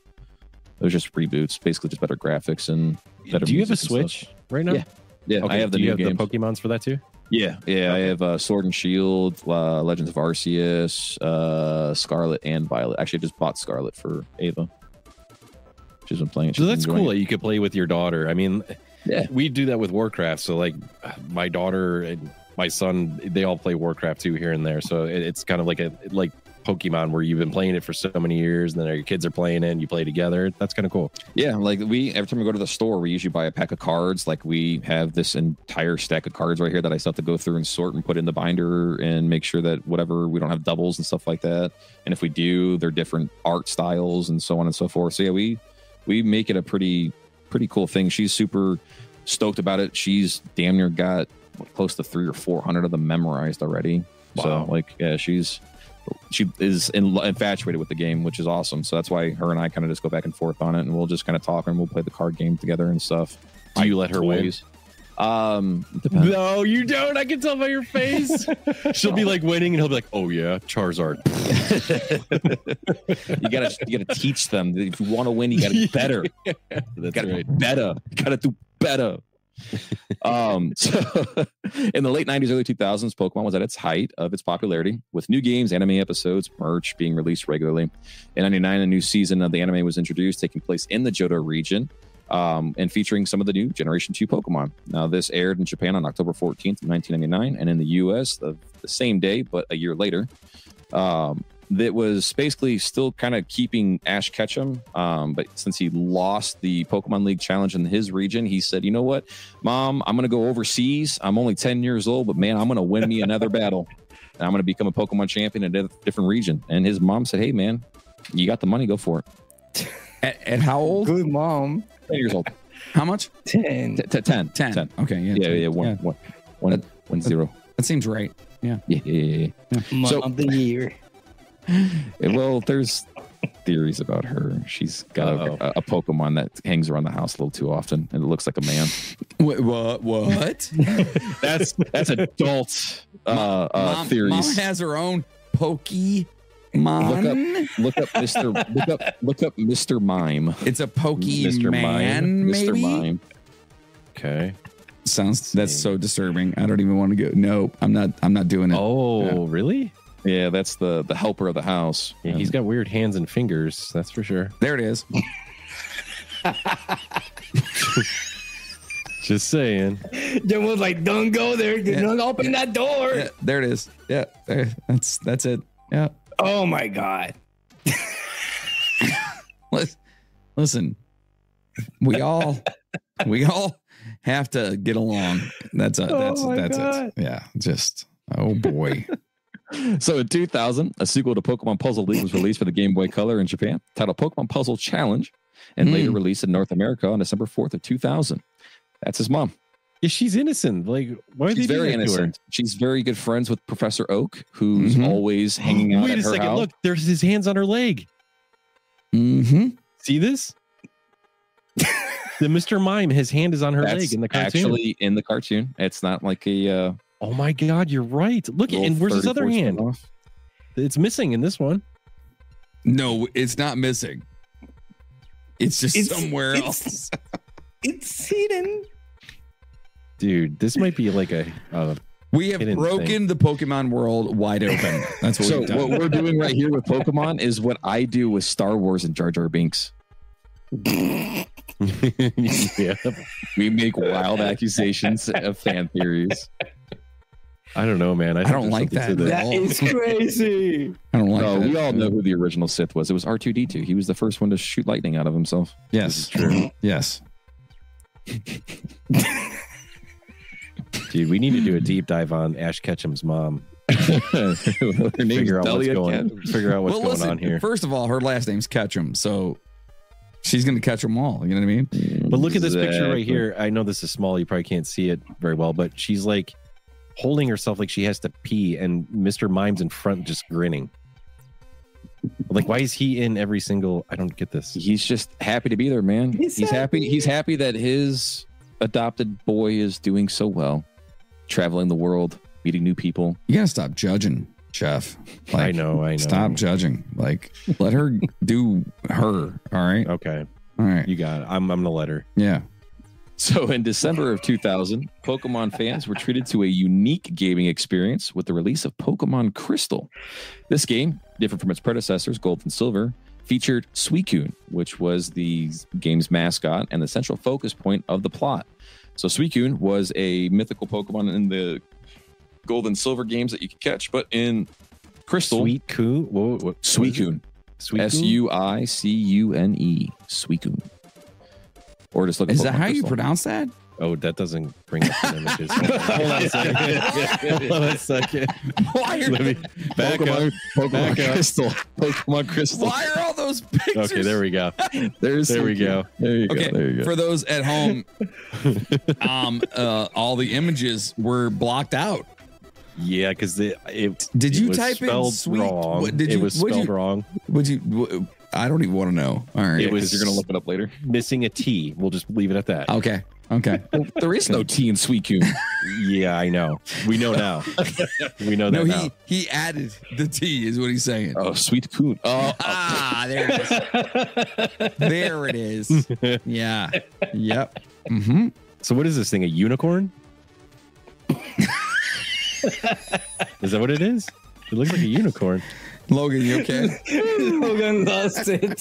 so that is the Aurora Borealis Pokemon. It is the fastest Pokemon in the world. It runs as fast as the Aurora Borealis goes because it brings the Northern Lights to wherever it goes. Huh. Sweet. Sweet moment, Jesus. All right. Anyways. Yeah. Yeah. So the game was pretty cool. You focused, basically, you were following this Pokemon along the entire time. And at the very end of the game, the Pokemon wanted to challenge you because it was like, hey, you're 10 years old. You have this awesome aesthetic about you. I want to fight you. And I It's want spelled you way to- different than you said. I said Suicune. I thought you. There are no T's. I originally put in SWEECUN and accidentally put a T on the end. And thank God my internet. Thank God my internet blocked the pictures. And they were blurry. Hold on. By the way, let's just, for those out there, let's just say that the T was not at the end of sweet. That's all I'm saying. No, yeah, it was not. Yes. Yeah. No, yeah, I got it. Oh, No. Cool. No doubt. Jesus. Oh my lord. So finally in December 2000, the first feature length special, the Pokemon anime Mewtwo Returns, was released in Japan as a sequel to Mewtwo Strikes Back. It was later released on DVD in the US on December 5th of 2001 and was a must-watch for any franchise fan. We're gonna just... So you obviously watched that. I've watched pretty much all the movies. That's what I figured. It's on Netflix. Mewtwo Strikes Back is the new reboot one that they did, but it's Mewtwo Returns is the second one, and that's its own kind of like spin-off thing. And I don't know if that's on Netflix. That might be on something else. Man, he looks like he can mess up some Pokemon.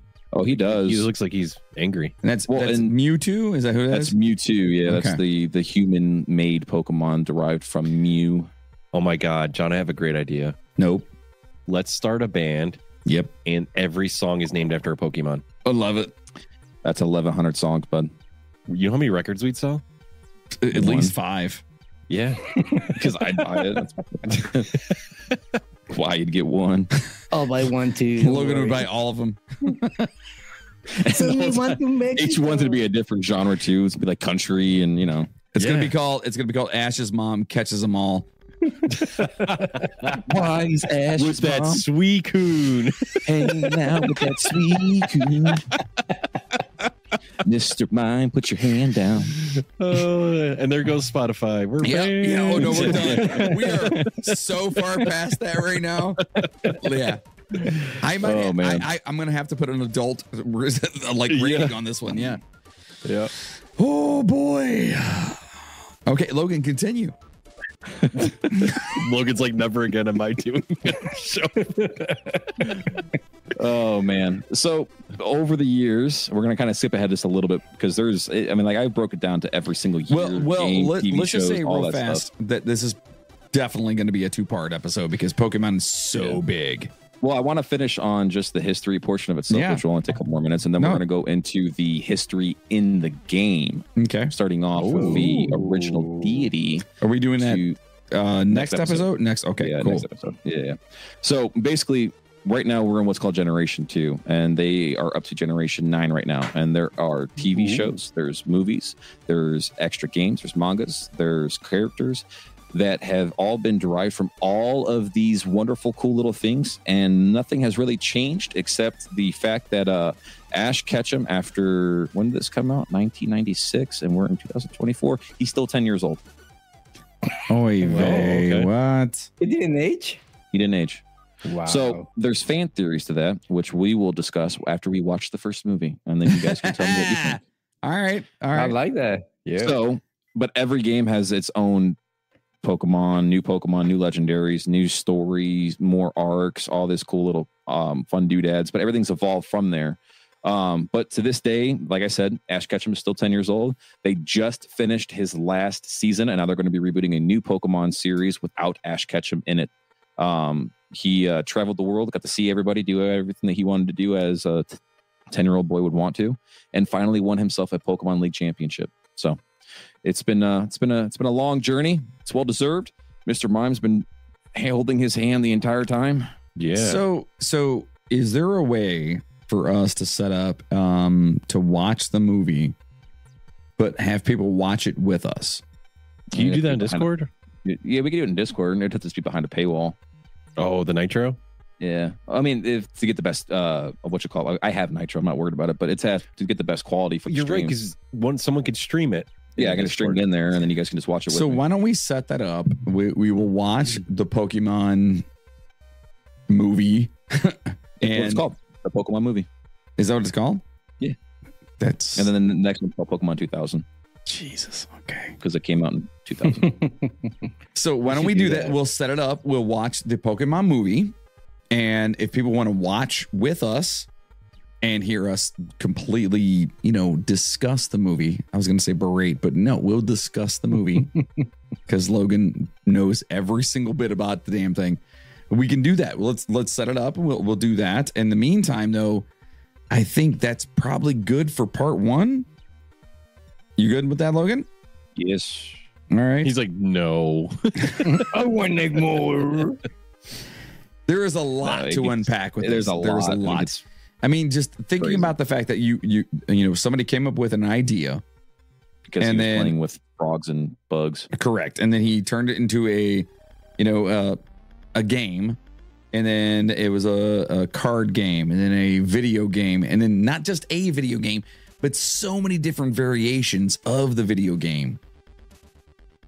it's they've made so much money off of this. Oh God! Hey, Yeah. But they've also made a lot of people really happy because people are kids. Logan, who's an adult, Dude, I know 50, 60-year-olds who still play Pokemon since it first came out. It's a big thing.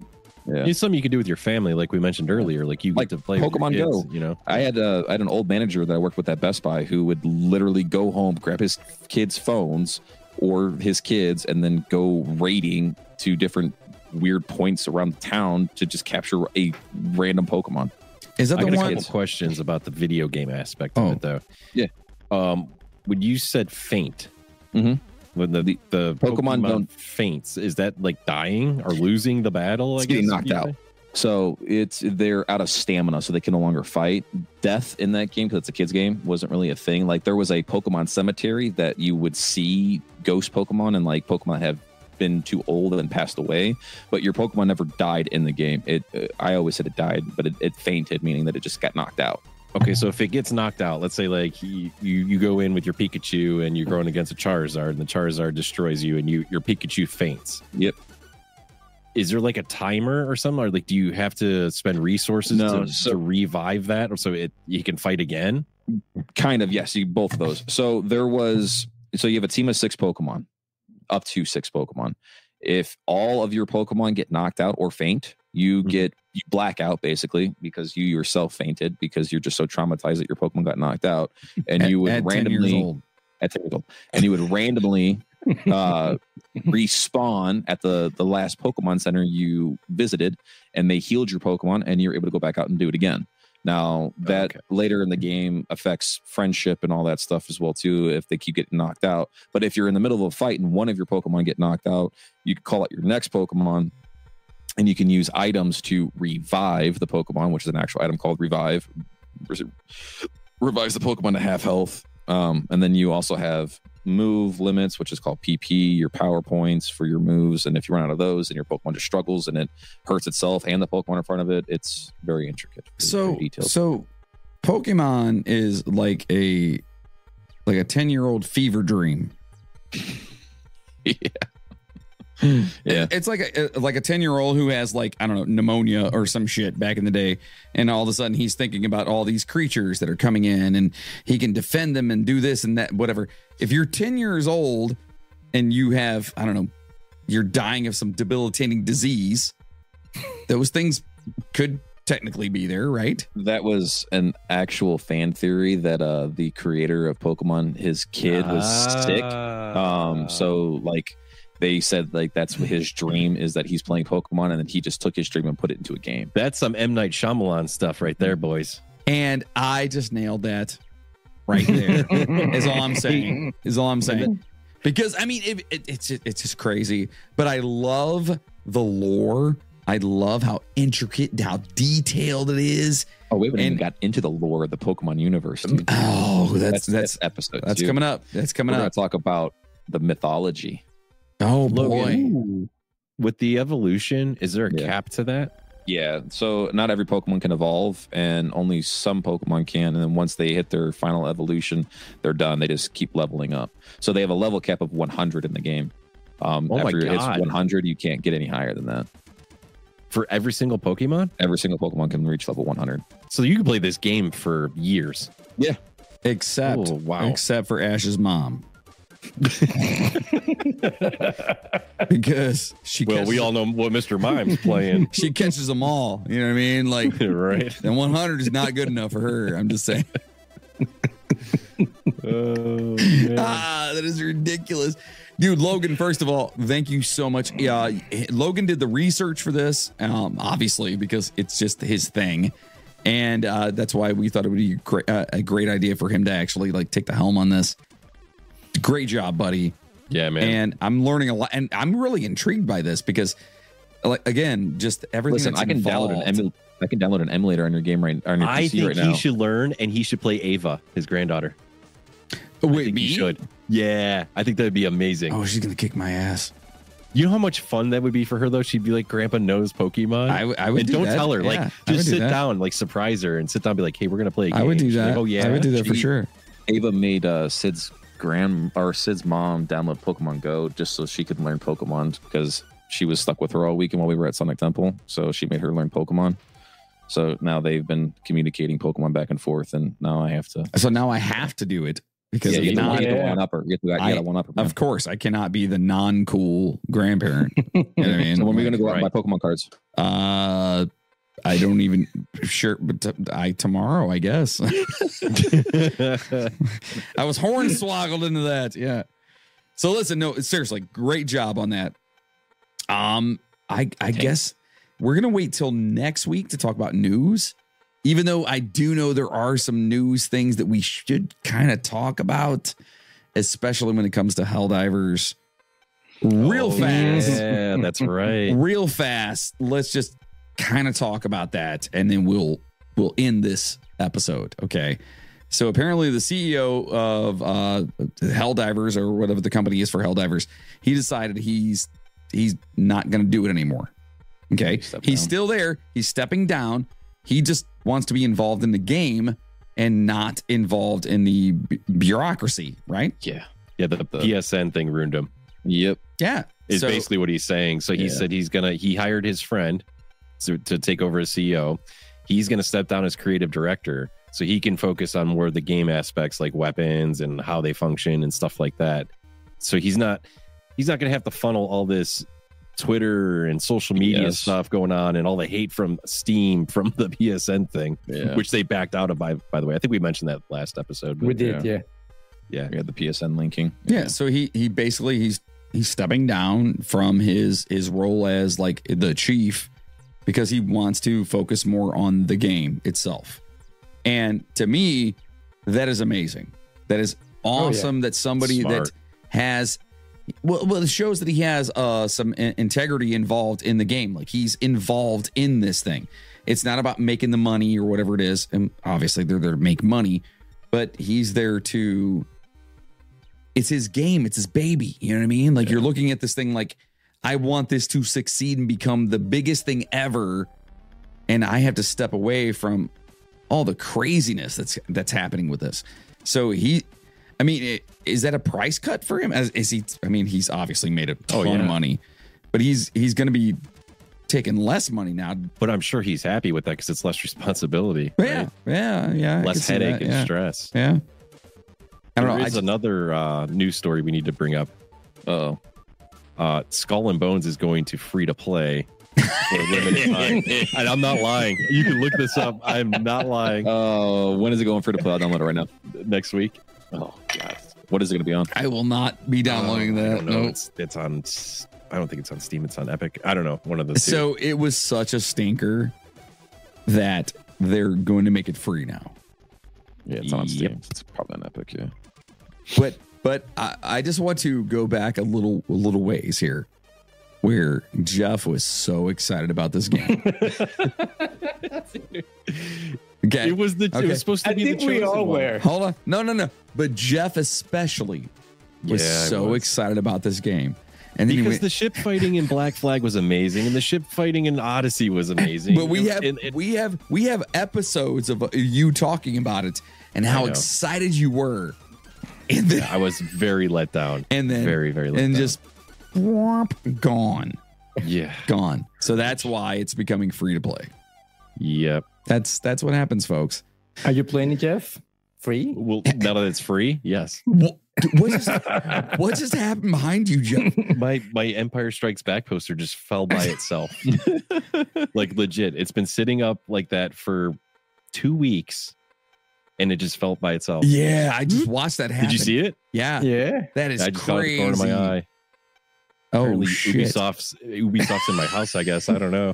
Better be careful what I say. Ubisoft's like, it's free now. Shut up. Right. So listen, that is enough for us this week. Logan, you did an amazing job. Cannot wait until the next episode to learn more about this. Pokemon, Logan? My favorite Pokemon is Lucario. It's what? Lucario. I gotta look it up. Google it. He's a fighting steel type that bases his fighting techniques off of the auras of those around him. Oh, he looks cool. Hold on, I'm gonna share. Yeah, he's a badass. He's a mega evolution as well. Did you say Leonardo DiCaprio? Is that what you said? Yeah. That's Lucario. Oh. And he evolves from Riolu, which is a baby version of it, and then he has a mega form called Mega Lucario. So it's a wolf. Yeah, he's a furry. I don't know why, but yeah. Oh no. He's a furry. Boy, But he's we are really not cool, though. doing that. He's a fighting steel type, like I said, but his fighting technique is based off of auras, and he can sense the auras of those around him. So he knows if you're good, bad, if your aura is the color of amber. Like he's. Don't you dare do that! Don't you dare do that! You know exactly what I'm talking about. Don't you dare do that! Was that a 311 thing? God bless it! Don't stop it right now. Stop. Moving on. We'll talk about that on a bonus episode. We'll do that. We're going to set up a bonus thing for you guys to listen to us just talk about things outside of this. Like the beginning of our episodes before we start and afterwards or whatever. You guys need that. Trust me. You need that because we talk some major ish about a lot of things. Especially me, because, and Jeff too. No, you know what? All of us. Yeah, we all kind of, except Davey. Davey just sits there and laughs the whole time. Oh yeah, dude, I have so much fun. So listen, we want to thank you guys for listening, liking, subscribing, and following us wherever you can find us. Please tell your friends, tell your family, tell anyone who you know to listen to the show. It's not about being a gamer. It's just about, it's the show itself. You can learn some things about gaming, and you can talk to, if you have kids, talk to your kids about gaming. Guess what? You just found out about Pokemon today. That's huge. Especially if you have kids. You can go over and be like, guess what? Charizard and freaking Ash's mom's kind of a slut. You know what I mean? And you can be like, you know what, kids? No Suicunes, okay? Not till you're 18. Yeah. And take the T out of all of that. Don't put any T's in any of that. Yeah. But you can do that. You can talk to your kids about this. And if not, if you don't have kids, guess what? You can learn about things that, I'm sure you're probably intrigued about because we're intrigued about it. So that's a huge deal for us. And we just like to hang out and talk about things like this too. So make sure you leave us a 5-star review wherever you possibly can. And because it's going to get us, more people to listen to the show. And then, you can subscribe to our Battle Pass. Discord's the spot if you want to know what's going on with us. That's kind of where we drop the inside scoop, if we're having issues at home or personal stuff or whatever. We're going to let everyone know what's happening in Discord. So sign up for our Discord for that. Get on our socials. Socials will be popping up way bigger soon because, we have to. That's just, we've got to get on that. So, and for that, anything else for you guys? Now you know why I like Power World so much. How different is it from Pokemon though? It's pretty much the same thing. Just we have guns now. So instead of so Pokemon, you're capturing innocent animals, making them slaves, and mine for lithium for the batteries. In Power World, you're arming them and starting cartels. And basically just Pokemon with guns? Yeah, it's basically just Pokemon with guns. So they kind of had a spinoff of that called Digimon, where it was digital monsters. Right. Yeah. The Digimon were the little things you had on you, right? More teen-inspired Pokemon adventures that were a little bit more grotesque. Like there was blood, there was fighting, there was violence. And then Power World is kind of like the culmination of Digimon and Pokemon. So it's really cutesy animals, but I'm going to throw a bazooka and a minigun on them. Okay. Yeah, because America. America. Yeah. So listen, thank you guys so much for hanging out with us. Part 2 of Pokemon will be coming very, very soon. I promise it'll be the only episode. We're not doing a part 3, I swear. We want you guys to make sure, let's see, we're actually on Memorial Day weekend. Is that what it is? Yep. Right? Everyone, stay safe, enjoy yourselves, have a great holiday. And in the meantime, just remember that old gamers have feelings too, and that would basically mean me. Yeah, don't yell at them in Apex Legends, guys. Come on. Yeah. Cut them some slack, would you? That little kid did not only just say, "What are you doing?" He said, "What the fuck are you doing?" He knows about Suicune. And I was I was just like, oh, I don't know what to say to him. Anyway, thank you so much for listening, and we will talk to you guys soon. All right, take care out there, and we'll see you next week. All right, or you'll hear from us next week. You know what I'm saying. Bye. Adios.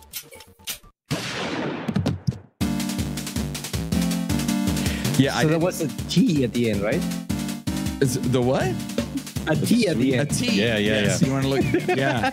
I don't know if you want to. I don't want to do that. I'm scared. It's frosting covered sweet. So, dude, I didn't know that the remote had a speaker in it. The microphone? Yeah, so I'm just jumping into this game, and all of a sudden I hear, what the fuck are you doing? From a little kid. And in fact, Charlie was there, and I was just like, oh my God. I had no idea what was going on. It's better that you didn't be like, oh, this guy sucks. He doesn't know what he's doing. And it's some kid like, what? Game over.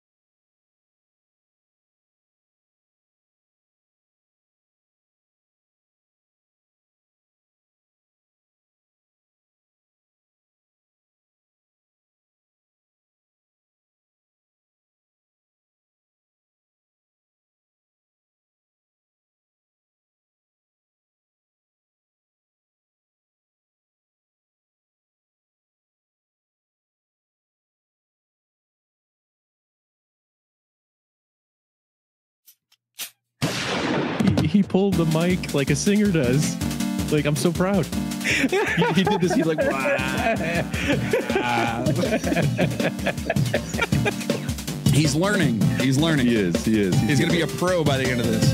What you have to do is to grab the mic and then bring it closer and put it in your mouth and then scream. No, don't do that. No? Please don't do that. No. Oh. That's the opposite of what you want to do.